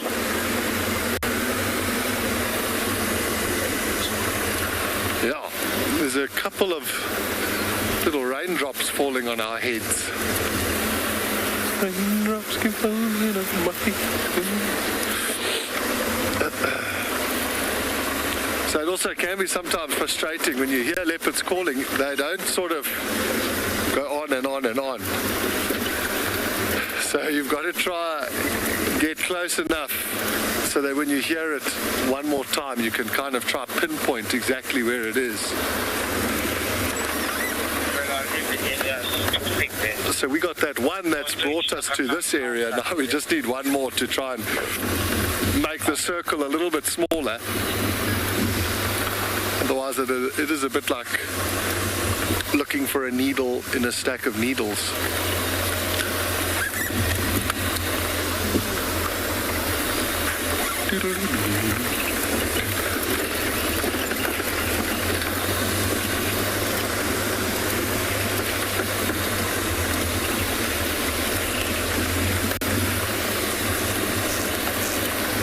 I wonder who it is vocalizing in this area. If Tandy has been found further south from here. If it's one of the males. Maybe one of the ones I haven't seen yet, which would be pretty exciting.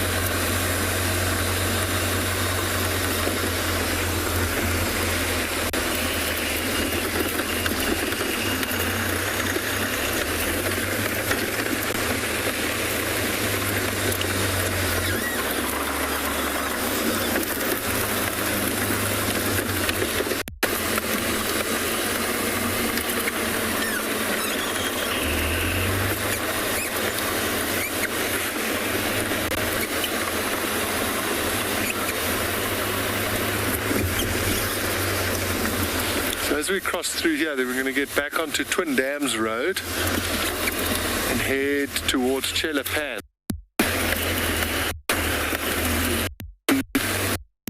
Was still in this area. She said she did see tracks on Twin Dams Road, so that's definitely what I want to find.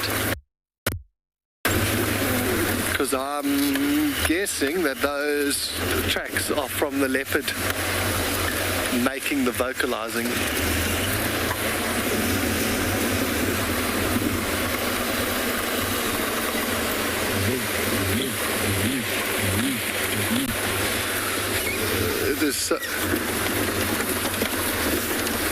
So while we keep looking here, we're going to head over to Marcus and see what he's up to.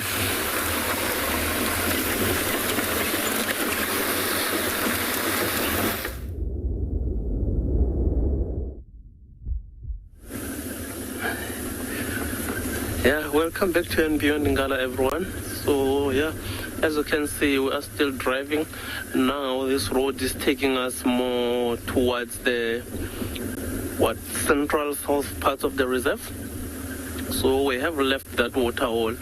As I have mentioned, there was nothing close to that water hole except for those water bugs we had earlier. And of course, we couldn't find the crocodiles also. So probably because we have got some cloud cover, which means the sun is not coming out as nicely as they would want it to be, so that at least they could bask on that sun.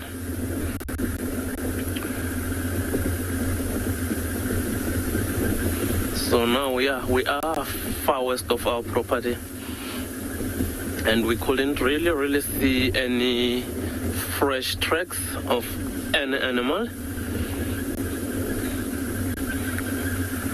We are still bumbling about.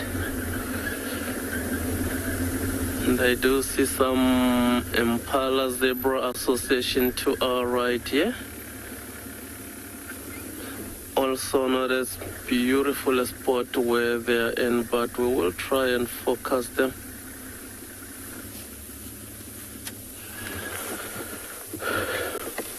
Because also, like, you will see this area that they're at, they also sort of chosen that area that will have some bushes that will protect them from this wind.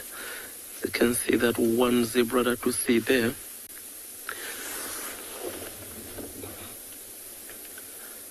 They're looking rather inquisitive. You see it looking straight at us and looking away. So that is not the only zebra in this area here, but that's the one that we can at least focus on for now. Like I mentioned, they are in the thicket, so all these other ones have got some bushes in front of them. But what a beautiful zebra that is. So of course it is this plains zebra that we've got here. And also when you look at that zebra and that dead tree, that looks like it's just starting from that back of the zebra. See how also those stripes sort of blend in with the dead tree to an extent that it does actually break its body outline.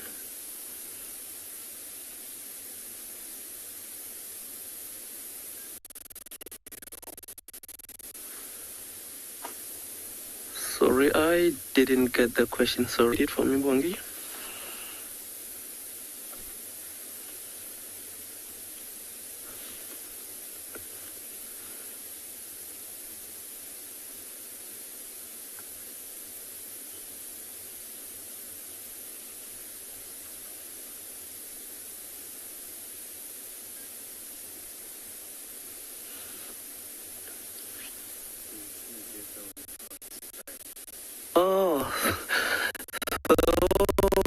Question, Mandy, you would like to know if I've ever seen a zebra without stripes. So the answer to that will be all the zebras that we get here have stripes like that. As you can see, they are not identical stripes. So of course, I'm sure you might know this by now. Each and every zebra will have its own unique stripes. Much as in our naked eyes, they do look very similar to that. Beautiful zebra, that one. But yeah, I think we're gonna leave him to his day and continue with ours.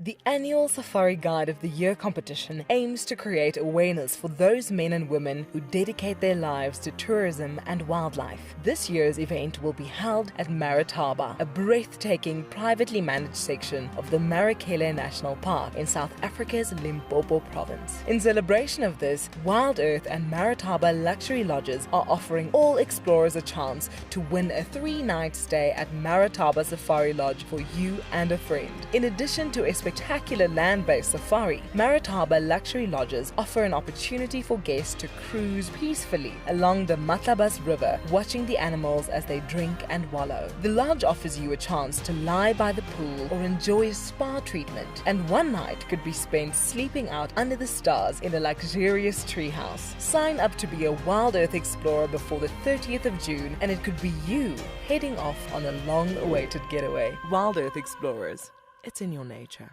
For many years, Wild Earth has taken viewers from around the world to the Mara Triangle, a place of majestic beauty and abundant wildlife.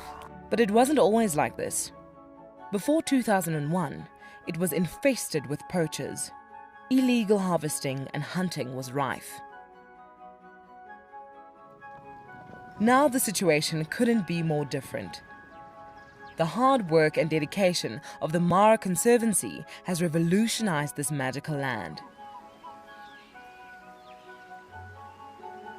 But now, the loss of revenue from tourism has created a grave crisis. The Mara Conservancy needs help if they are to continue protecting the reserve and supporting the local communities whose livelihood depend on its survival.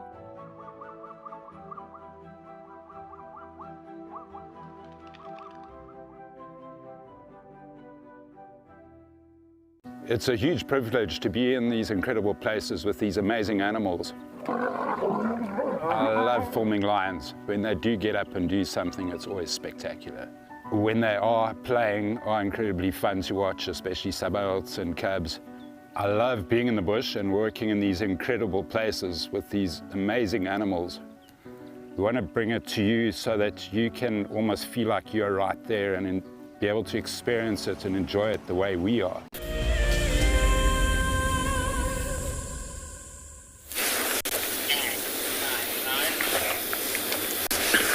Okay, everyone, we've made our way to Chelapan. We're just sitting listening again, see if we can hear any more clue as to where that leopard has moved. So listening for alarm calls or listening to the leopard calling itself. But we also found tracks of what we're presuming is the Nkahuma Pride, where they came in last night. Seems like they would have walked up towards Gari Dam to where they had that sort of interaction with the hyena. I wonder if it was the Telematis that responded and came a little bit further south, just to listen to what all that commotion was, because they weren't far from the dam this morning, the Telematis, north and east of the dam.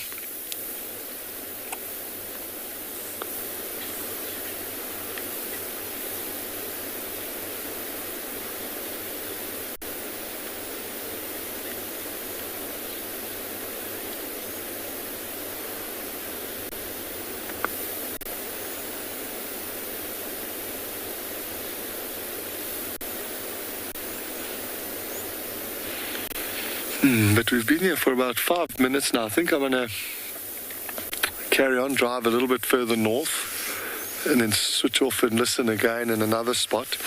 Because the weather is it's really overcast now. I can't even see it. They're far in the west, there's a touch of blue. It's actually colder now than it was when we started, but that's good. The predators will move, while it's cold like this. So let's head a bit further north and see what we can find.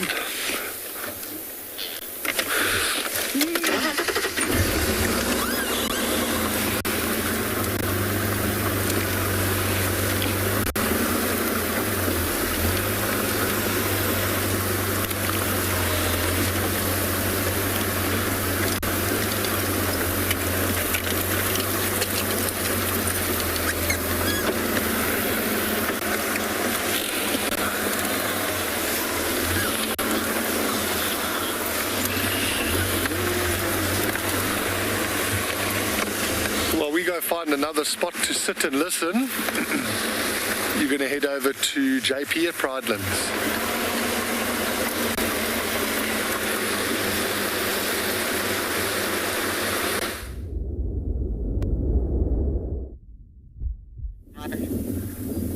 Good morning and welcome back to Bushwalk. We're just located on a group of vivid monkeys that are sitting up on our rocky outcrop, which we normally go up onto to go and observe and see what's in our area. Just like we observe to see what's in the area, what we can go and find, these guys need to also keep their eyes open for potential threats. And quite often what you'll find is that one of them will be standing guard duty while the others are feeding. They've also got incredibly good eyesight and they're very quick to pick up any potential threat in the area, and many a time we actually use vivid monkeys to find leopards for us, as they will very quickly alarm. At the moment we're also trying to just soak up a little bit of sun. It's overcast again this morning and it's nice and cool, and I can feel for them as well. They also would like to try and warm up a little bit. Unfortunately, they're not going to enjoy a warm cup of coffee like we are going to do very soon. We're just going to see if we can sneak up a little bit closer and see them again. So for those of you who have joined the show for the first time, these are vivid monkeys. It's one of two species of monkeys which we have in South Africa. The other is a mango monkey, which we find in forested habitats, which is slightly larger in size. They also tend to stick to the trees, unlike the vivid monkeys, which tend to come down onto the ground more often. Here we go. There's our vivid monkey back over there. So one of the things that you will know, just as in Afrikaans, we call them a blauwbal apie or blue scrotum monkey, is that the males have a very prominent blue scrotums. And we generally identify the most dominant individuals by looking at the scrotum color. So the darker blue the scrotum, the more dominant the individual.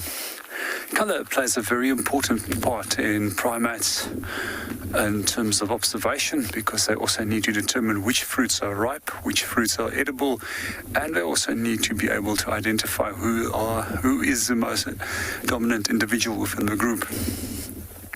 One of the behaviors I find particularly interesting with them is their ability to stuff their cheeks full of food before they actually will start eating. And at least in that way they know that if they do get disturbed by a predator, 2 cheeks of full food instead of a single little bite of food is a far greater value. Well, we're going to watch them and hopefully we'll get a little bit of a better view. And in the meanwhile, we're going to hand you over to Lauren and Juma and see what she is up to.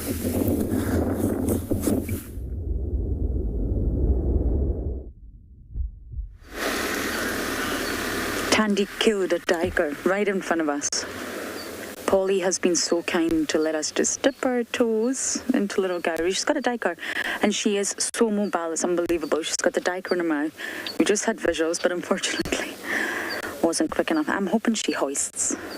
If she hoists, we're going to have her. Let's just give it a minute or two. It's been an extremely hairy journey. She killed a tiger, we heard it. Okay, let's see if we can get any sort of views. If she's still mobile, she's going into the drainage line of the Mulwati. But I wonder... She's actually going into the Mulwati. Come on, girl. Hoist. Hoist, hoist, hoist.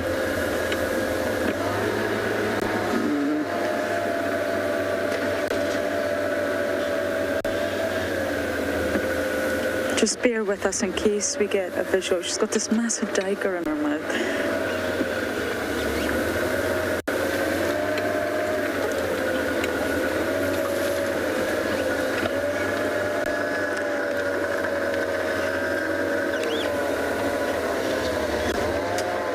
Has she gone down? Should I go around? Let's just see what we can do here. Oh, she's gone up the tree, she's gone up the tree, she's gone up the tree. Okay. Nice one, my girl.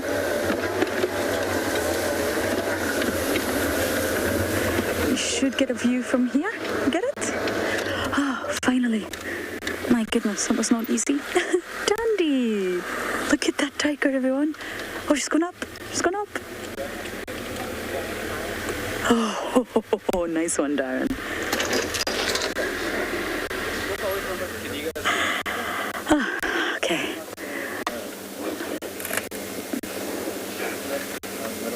you know, this is a tree that Sabui, Langa and Shasha had a kill on not so long ago. It's the exact same tree in the Mulwati. She's right above the Let's try that one again, shall we? The Mulwati. Sorry, it's been a really exciting morning.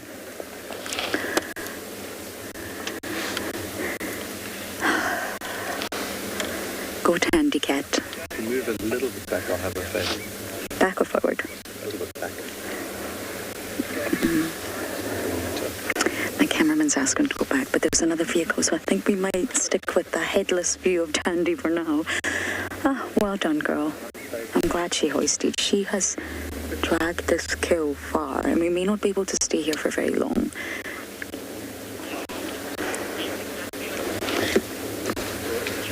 PK, you're seeing an amazing huntress for sure. Oh, yes. There's no one quite like Tandy, I tell you. Look at her. Hey, girl. But you know, you will be able to get a view from the Mulwati as well. So I think we'll just do a little bit of time with her, and then we might.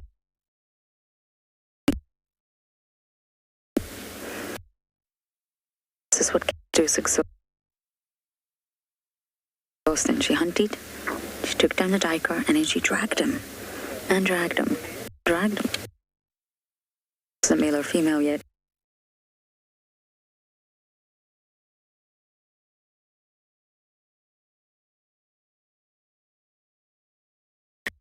So she's excited.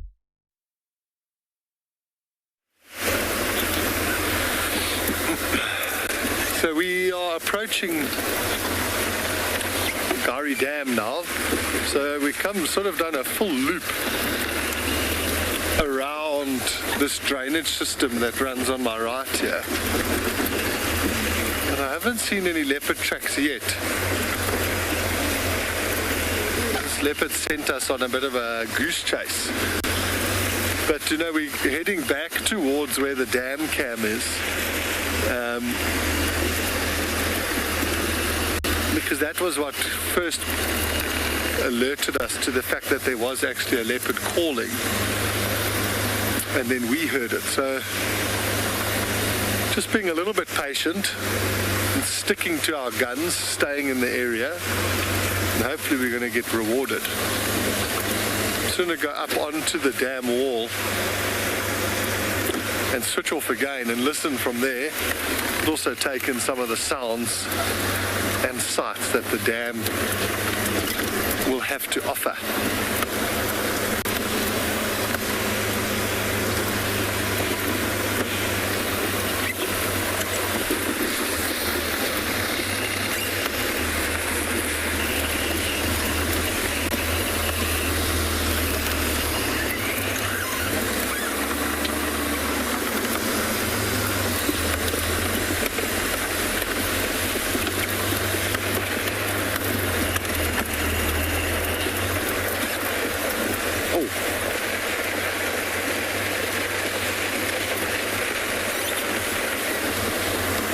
Here's the hippo.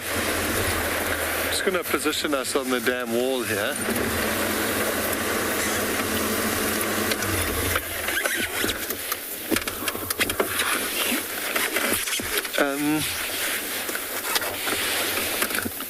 That is a beautiful view. The hippo's head sticking out of the water. Any leopard stories?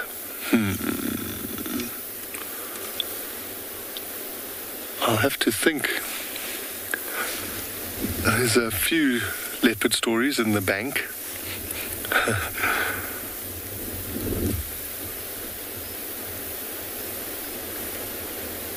I'm trying to just think which way to go with the stories. Having worked in the Sabi Sands, get really spoilt and get to see some sort of really interesting behavior, and sometimes behavior that's not really even in the textbooks yet.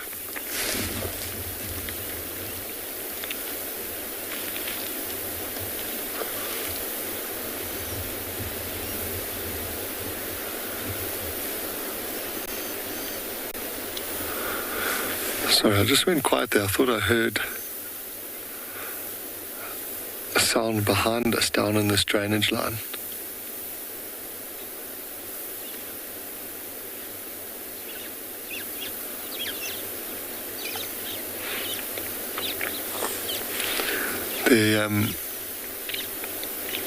There used to be a leopard that lived around Kirkman's Camp, the southern part of the Sabi Sands, the Kalahari male, a beautiful big heron flying across the water there.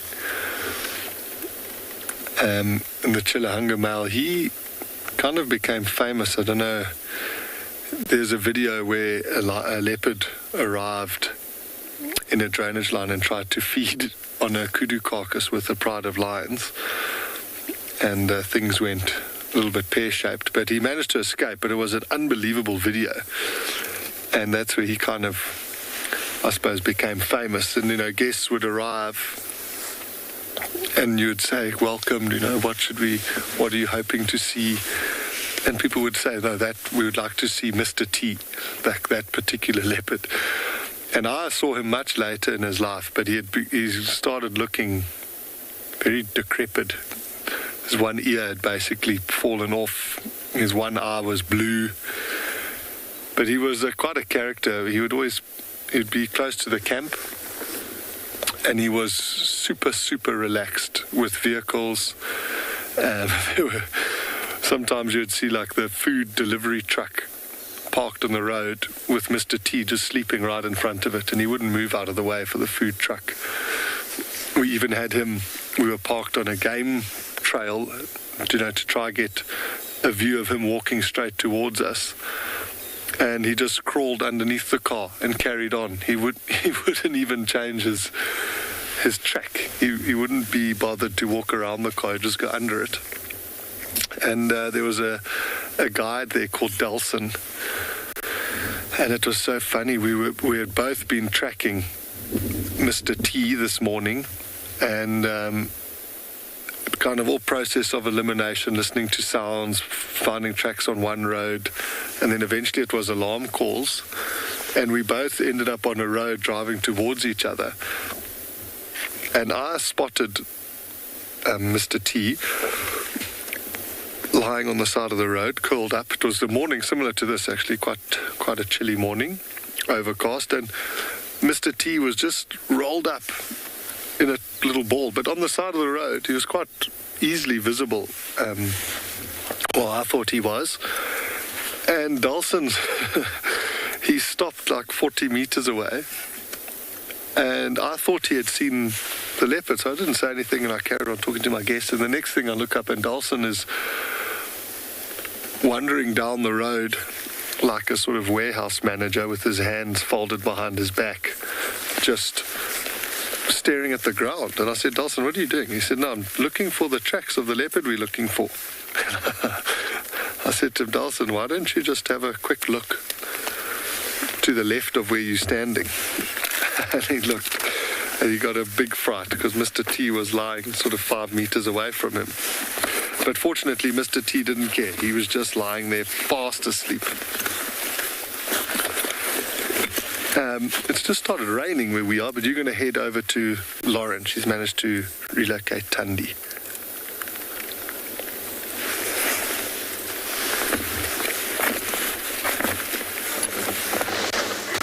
Now, we're not in the best signal areas, so bear with us, everyone.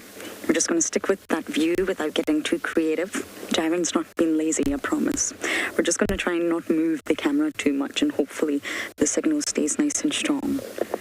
This will be our last segment here. It's been very kind to dip our toes into Little Gowrie, but we don't want to take advantage of it. But what a morning. She's eating now. She's obviously recuperated, got her breath back, and she's hungry. I'm hungry too, Tandy. Oh, so good to see her.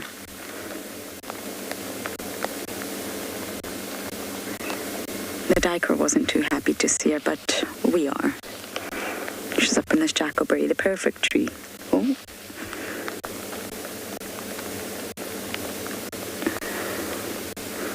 It started raining here too. It's more of a drizzle, shall we say.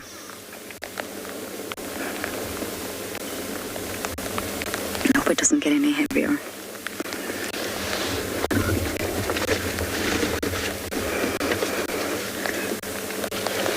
I'm driving around crazy looking for leopards earlier. I can assure you this has definitely been worth it.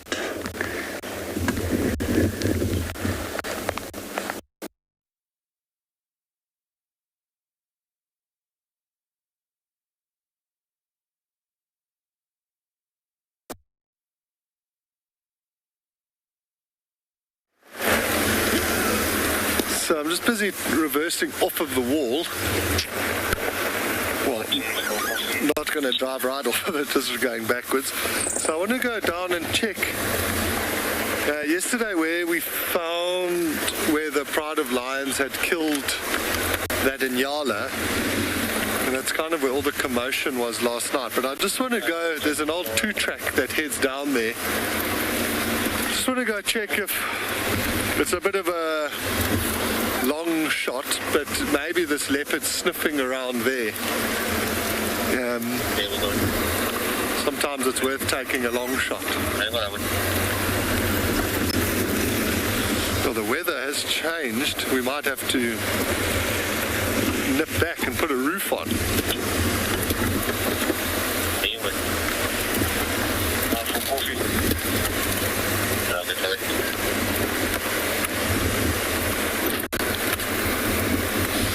So I'm just going to talk on the radio briefly. The stations, my radio has been down. Have there been any changes the last 10?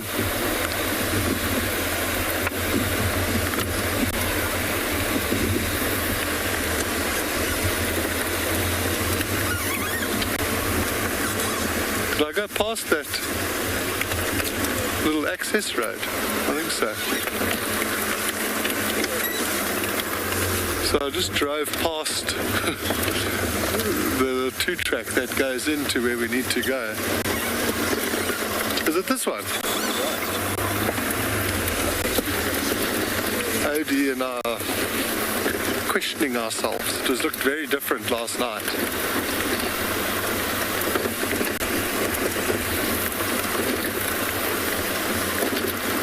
No, I don't think this is it, Odie. I'm just going to turn around.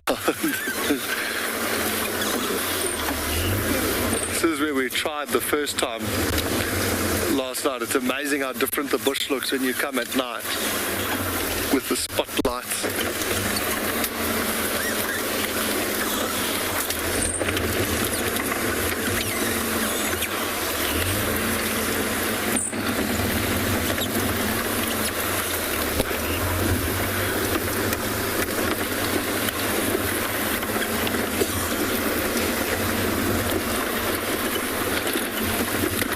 So yeah, just going back to that, oh, sorry.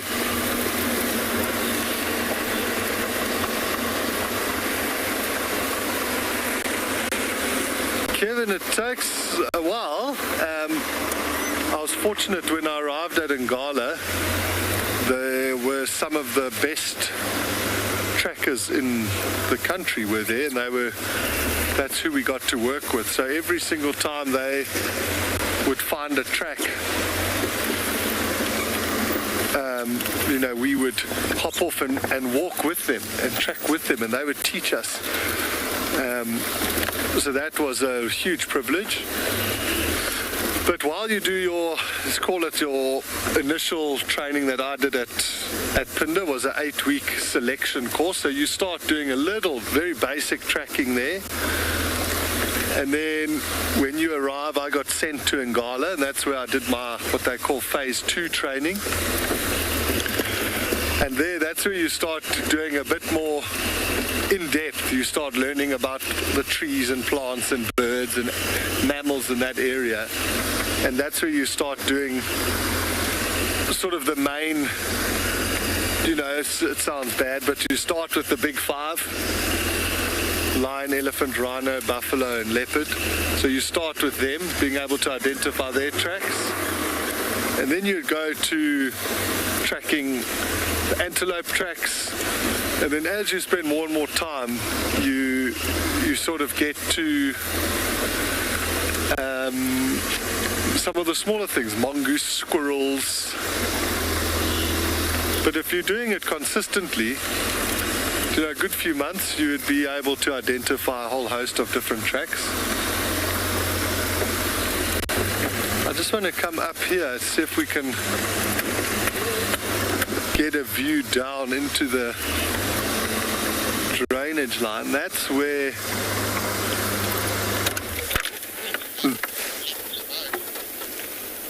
the Nyala carcass was yesterday. We're just going to sit here and listen a little bit. You're going to head over to Lauren.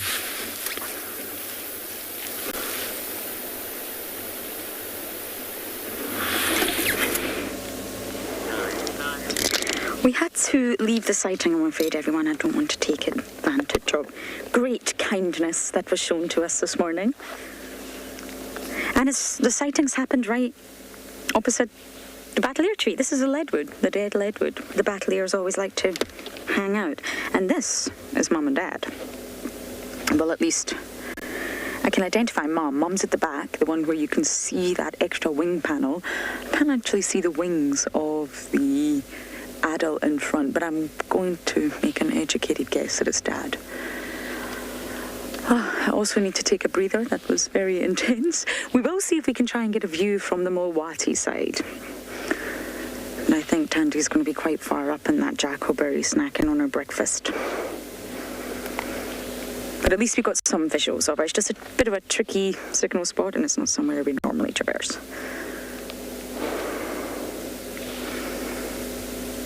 Hello, Mum and Dad. Well done on making such a fantastic little baby.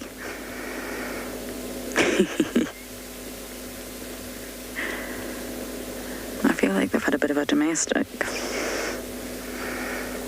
You guys. One thing I will say about the Battleier pair, they're always together.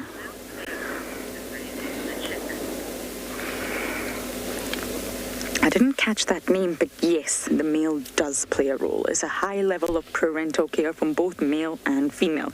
It doesn't mean that they play the same role. It just means that they both invest a lot. So the nest is built by the male, and that's investment.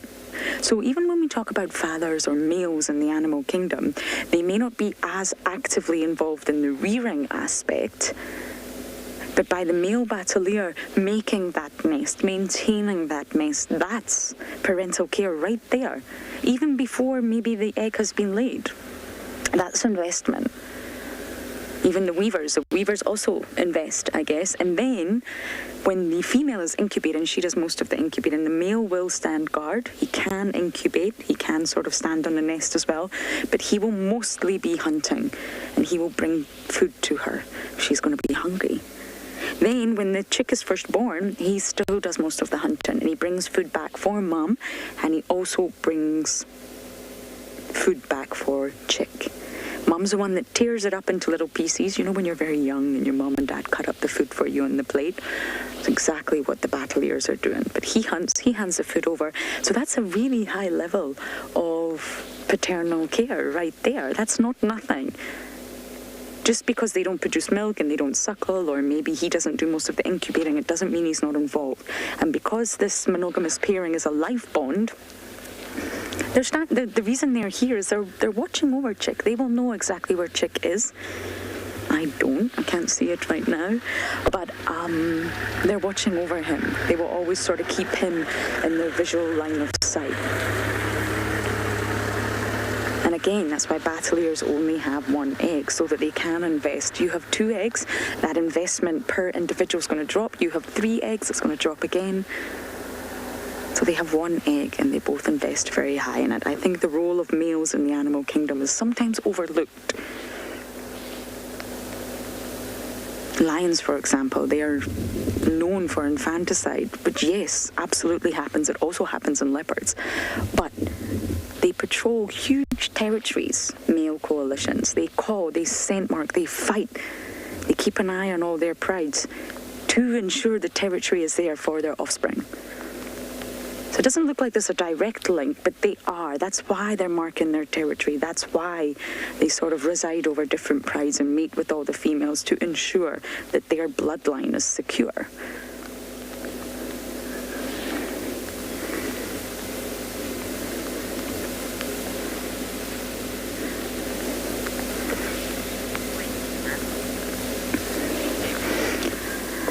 What a fantastic morning. I think I need to open my jar of peanut butter now, get some energy. But we're going to go down into the Mawati and see if you can get any last views of Tandy.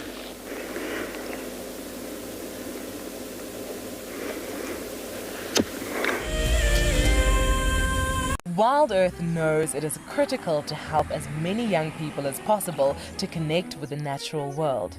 We hope that by bringing the wilderness to our future conservationists, we will inspire a love for nature and perhaps plant a seed which will flourish in the future. Over the years, kids from countries all over the world have joined us on safari. I really enjoyed learning about the leopards and the cubs and how they hunt and live. We got to see different types of antelopes, and we also saw our male lion's tracks. I got to learn about like different types of animals in their natural habitats. It was like we were on a real safari, so it was kind of cool. We got to see a lot of unique animals. That whole Safari Live video just inspired me to fulfill my dream of becoming a safari guide as well.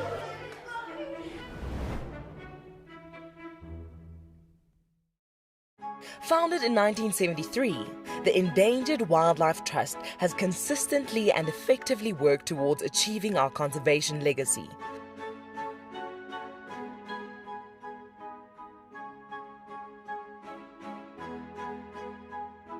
Contribute to this legacy by visiting EWT's Get Wild eShop and purchase products with a purpose.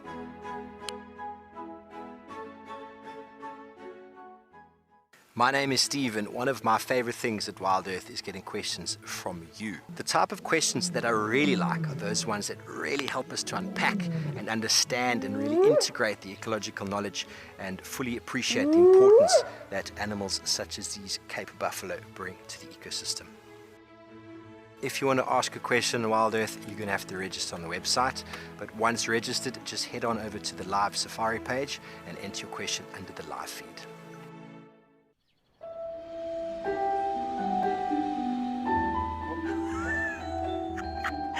It just pretended to be dead. Oh, that was amazing.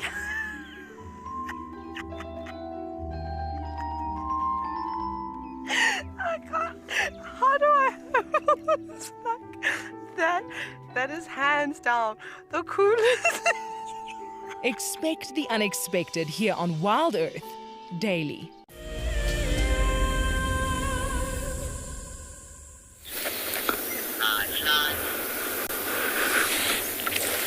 So we came in to check the drainage line.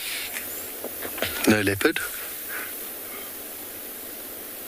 But a bird with a branch.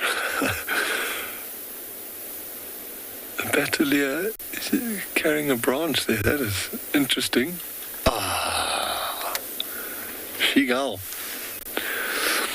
So that was still an immature batelier. It didn't have the full adult plumage, but you could see it started to get that red beak and those slightly red legs. Just a brief view.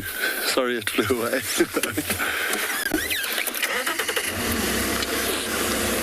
So, Odie and I have decided to go check Gallagher Pan. Maybe that's where this leopard's got to. It's given us a proper run around today. But we still had an awesome morning. Just driving around, talking nonsense and getting to spend some time with you guys who are watching us.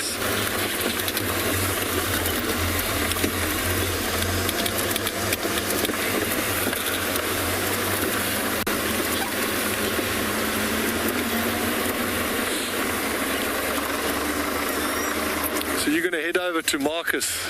He's got some antelopes.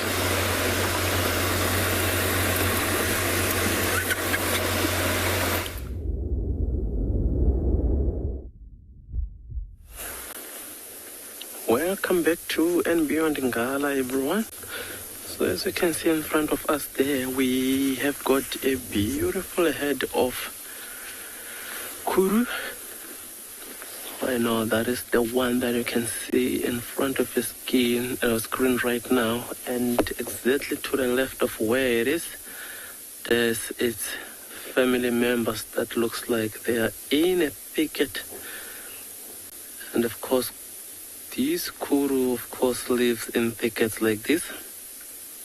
So they are also antelopes, but unlike the impalas mostly that we see out in an open, these kuru will prefer these thickets.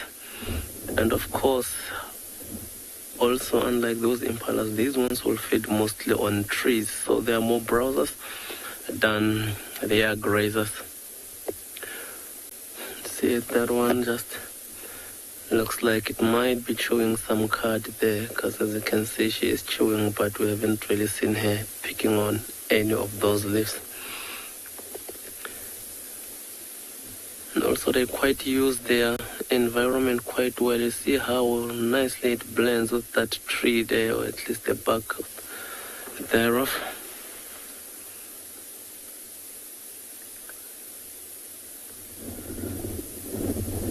And that bush there is an indicator of how fast these winds are traveling. Look at that one looking away from us.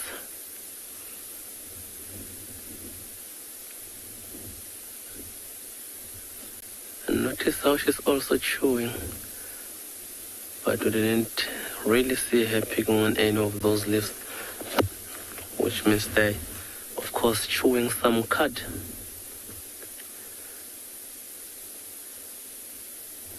There's the other one moving in.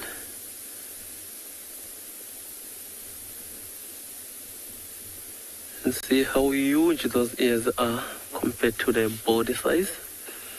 And of course, living in thickets like these kuru, since sound doesn't travel as easily in these thickets, they've got those beautiful huge eyes that they can pick up even the faintest of sounds in their surroundings. They will be able to hear. Just a tail flicking time and again. One of those adaptations that they use to get rid of irritating flies.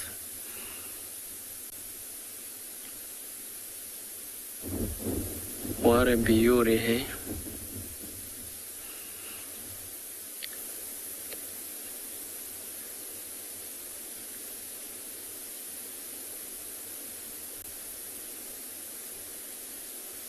There they are. See how closely that one grooming itself.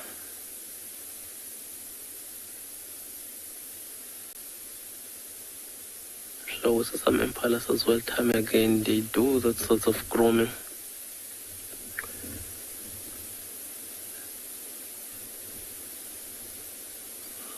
Just feeding there, but slowly moving away from those bushes. Chances are they might be moving further into that thicket.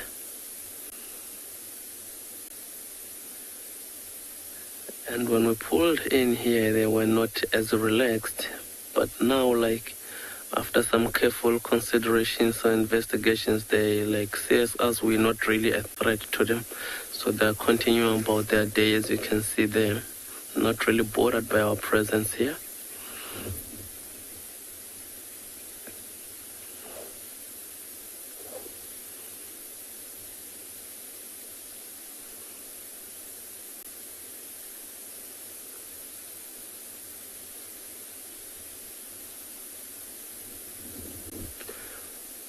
And from what I've observed, looks like they're all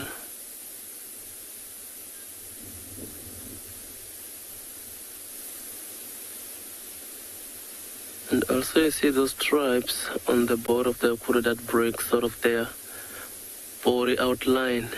That makes them even blend even much better even through these branches of these trees that you can see here. So that's exactly would be the purpose of those stripes or the lines that runs to their bodies like that.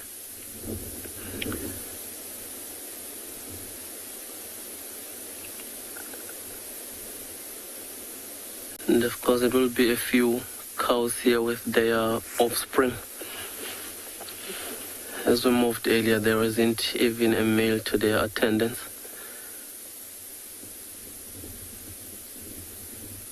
There you go.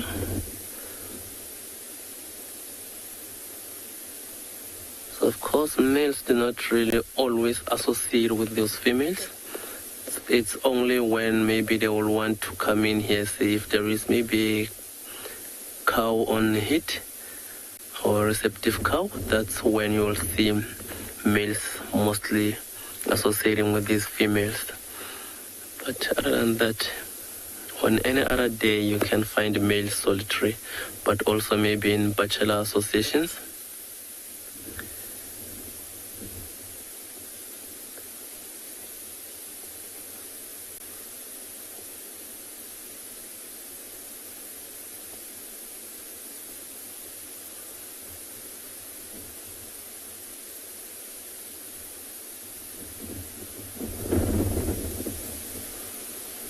Looks like the chewing of the cud is continuing there, as you can see.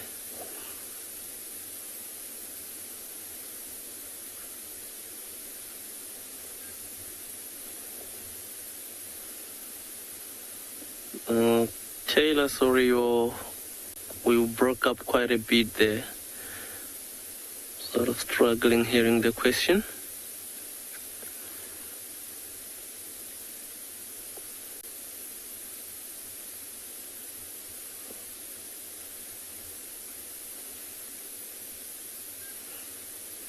So Taylor would like to know the gestation of a kuru. So Taylor, it's around 9 months, more or less. That's how long they will carry their young. And of course, they will give birth to one calf. After that gestation,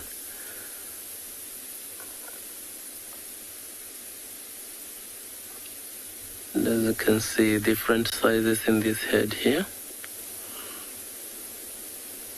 There are quite some small ones, and of course I think it's those two that we've got on the screen there, the bigger cows.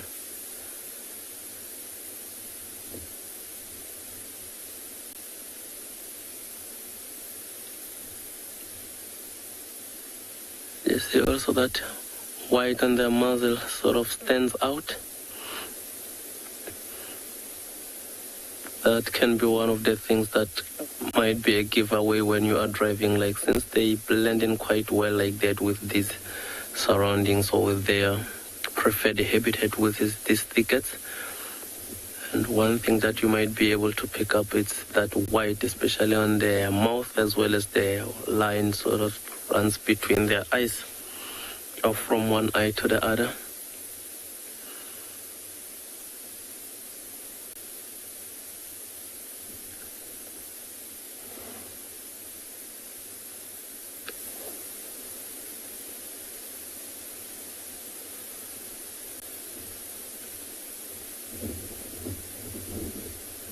And I can confidently say that there are no predators close to where these kurus are. As you can see, they're quite relaxed and not as alert as these other animals, maybe the impalas, especially when it's this windy. You see them uneasy, they're quite alert, move into the habitats that isn't ideal for them. But this kuru, of course, they're ideal habitats there.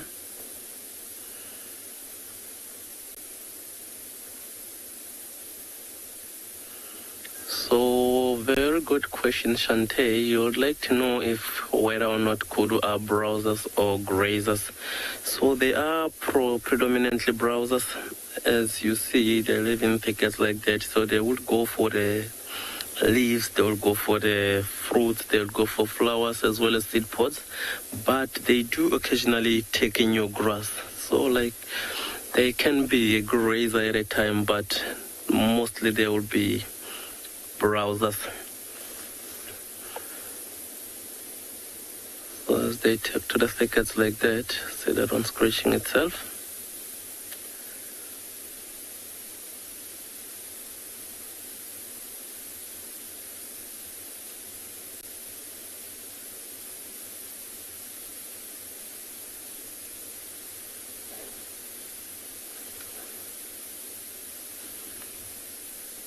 Then sometimes you'll see it like go down below. It looks like they might be looking for some new growth. Also some seed pods, that's how sometimes they will get them. Facing our way now.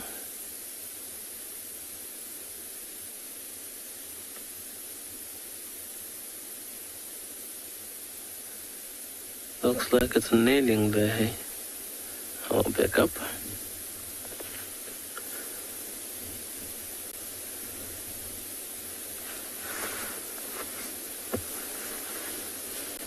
Of course, we've got some light drizzles now.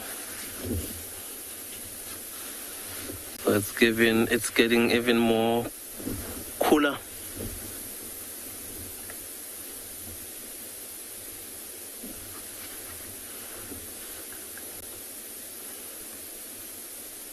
Much as time and again you see these animals feeding, I think it's more the chewing of cud that's happening there. And looking straight at us, as you can see.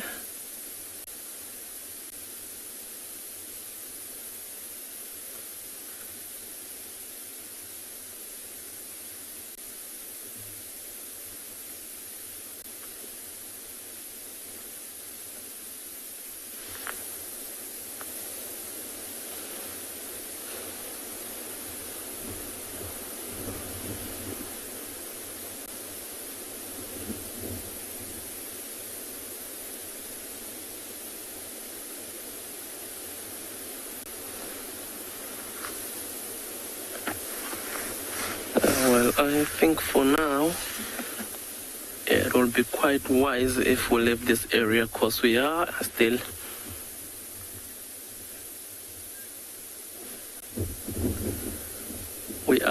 going to be leaving these kurus and continue making our way down back towards the direction of the lodge. So like I've mentioned, it has started to drizzle now. And of course, we've got minimal protection for our equipment, so we'd better start making our way that side so that if it does get worse, we at least will be close to lodge.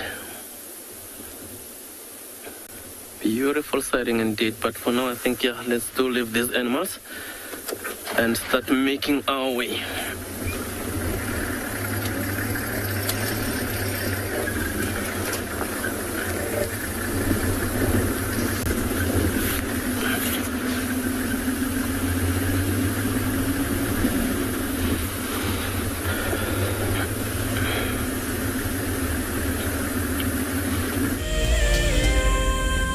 The annual Safari Guide of the Year competition aims to create awareness for those men and women who dedicate their lives to tourism and wildlife. This year's event will be held at Marataba, a breathtaking privately managed section of the Marakele National Park in South Africa's Limpopo province. In celebration of this, Wild Earth and Marataba Luxury Lodges are offering all explorers a chance to win a 3-night stay at Marataba Safari Lodge for you and a friend. In addition to a spectacular land-based safari, Marataba Luxury Lodges offer an opportunity for guests to cruise peacefully along the Matlabas River, watching the animals as they drink and wallow. The lodge offers you a chance to lie by the pool or enjoy a spa treatment, and one night could be spent sleeping out under the stars in a luxurious treehouse. Sign up to be a Wild Earth explorer before the 30th of June, and it could be you heading off on a long-awaited getaway. Wild Earth Explorers. It's in your nature. Educating our youth about the environmental threats we face is critical. Our future depends on it. The Wildlife and Environment Society of South Africa, WESA, is actively leading the charge. Their goal is to encourage children to fall in love with our natural world and to empower them to live sustainably in the future. Through their school programs, the children learn to report on environmental issues through videos, articles, and photos. The YRE program has changed my life in so many beneficial ways. Being out there at the workshops, I was entitled to talk with others, socialize, as well as my writing skills and leadership skills have improved, so it has been great. WESA is a membership-based organization. By joining WESA, you will be helping to provide valuable support for these youth education initiatives. Hi everyone, my name's Daniel Fisher and I'm going to be your guide this afternoon. I'm looking really forward to taking you through and showing you all the beautiful places here at and beyond Ngala. If you have any questions, please register on our website. Once registered, go to the live page feed and post your questions underneath the live feed. Join me on my next safari through and beyond Ngala on Wild Earth. Send me live questions through the Wild Earth website and I'll answer them live from the African bush.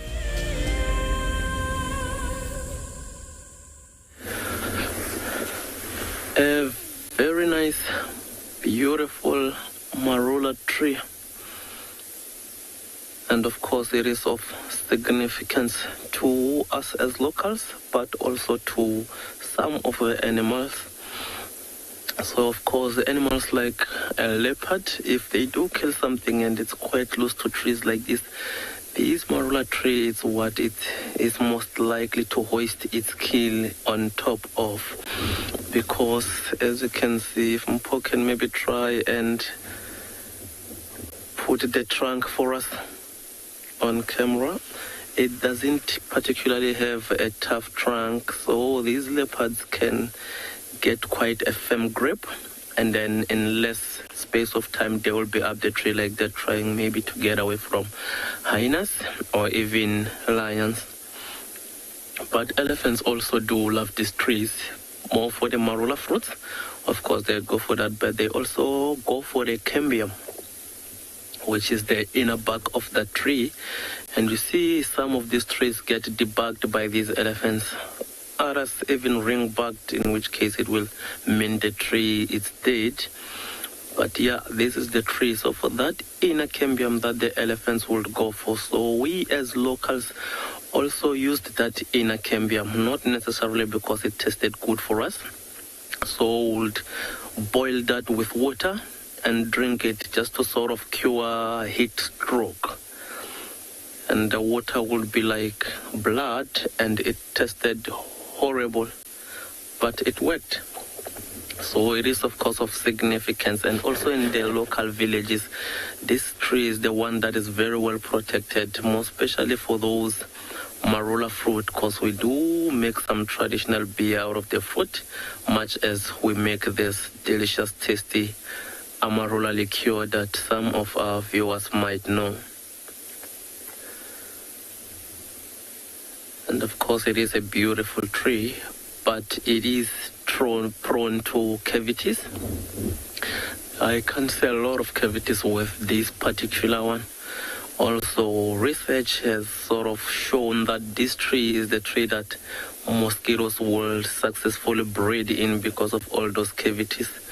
So that sort of detail is the one that leaks to the communities or the locals, because they will have a lot of these trees back home for the fruits, and then they will do the marula beer.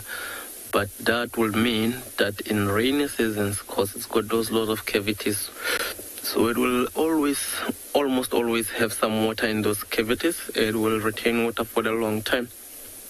And that is what these mosquitoes will most likely be looking for. Quite a beautiful tree.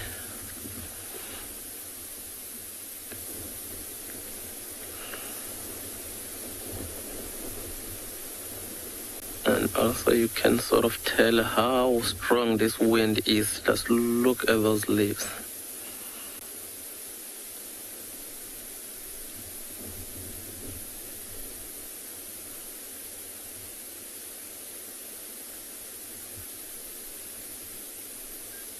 I do agree, it is a beautiful tree. Also, yeah, a beautiful bark while at it. It is quite a beautiful tree indeed.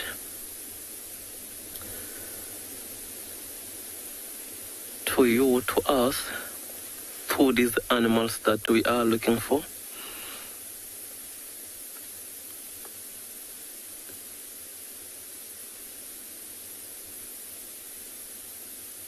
This is quite a nice tree. But yeah, like many other beautiful, nice things that we do get out here in the bush, I think we are still going to leave this beautiful tree alone here and continue making our way towards at least the direction of the lodge. So like I did mention, a bit of drizzle, and from here you never really know whether or not it will get better or worse. Beautiful tree indeed.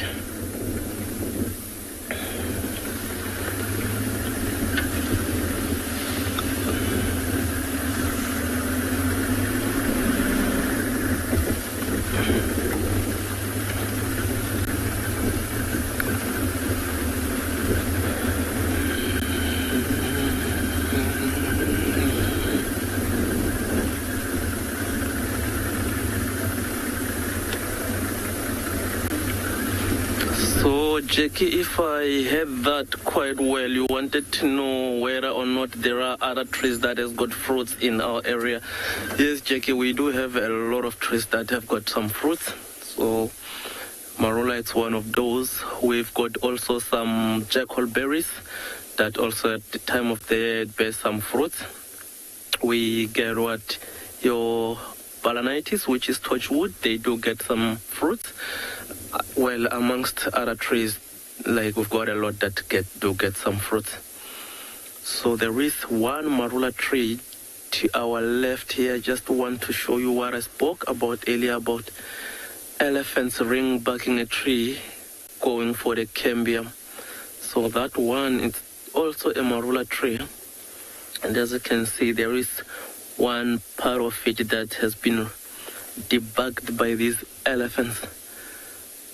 As you can see, that red in color there. So that will be elephant debugging that tree just for that red cambium or the inner cambium. But of course, this one, they did not really ring back it. As you can see on the back of it there, it still has got some bark, which means it will still continue to live. So ideally, what elephants would want to do when going for the cambium is something like this. But of course, sometimes they do get carried away, and you find that they have ring-bagged the whole tree, in which case this is how will be the end of the tree. And a little bit further up that, you can see the cavity there to the right. So those are the cavities I mentioned earlier, right there. That's where the tree will store water if it does rain. And of course, that's where these mosquitoes might breed very successfully. So yeah, I think let's keep at it and see what we find along the road.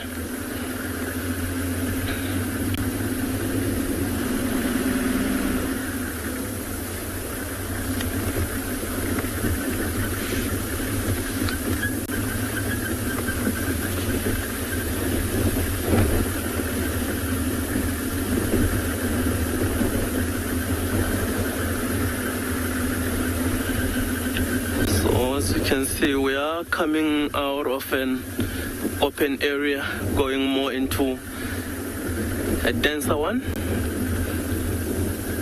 And this is where we see these animals now that it has started, the wind has picked up, and then also we've got some light drizzles.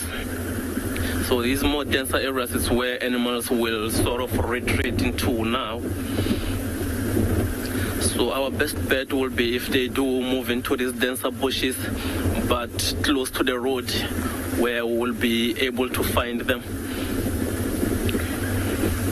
But most of the time, as you can see, also these animals don't really like disturbance as much as they are used to us viewing them. If anything, also they do like their peace and quiet, and hence when they retreat into these thicker bushes,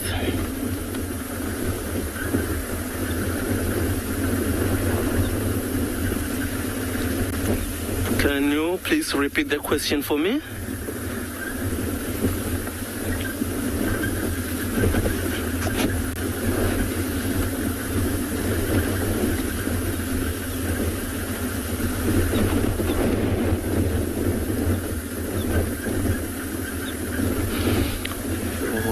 I am really struggling to get this question, but from what I heard, I'm not sure whether the viewer wants to know whether we've got some big snakes in this area.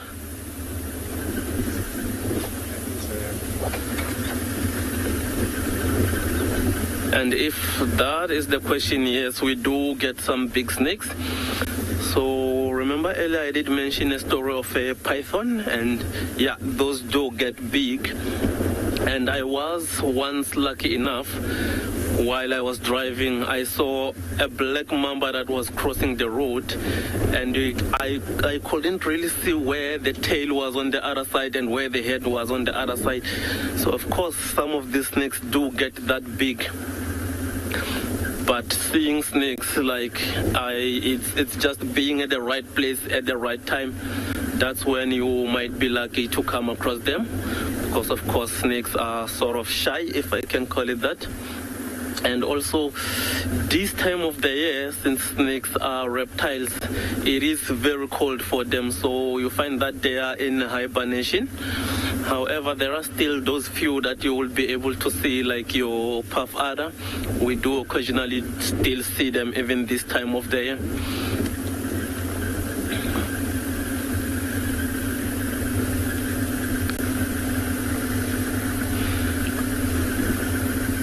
So as you can see, this thicket just around us here, it's not as easy even to see. What, a good 50 meters away from you? So we're crossing fingers that when we do find an animal, maybe it will be an animal that's moving on the road here. That will, oh, there it is. I see some elephants right in front of us, but they look like they are walking quite, running even. So they look pretty determined to be getting somewhere. I don't think we will be able to put them on camera as well.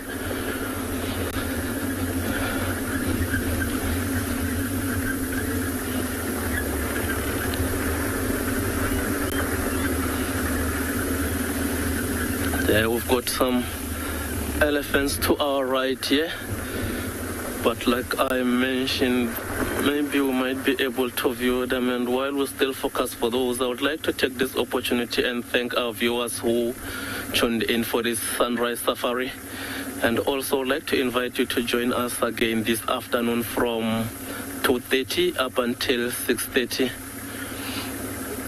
And until then, we would like to say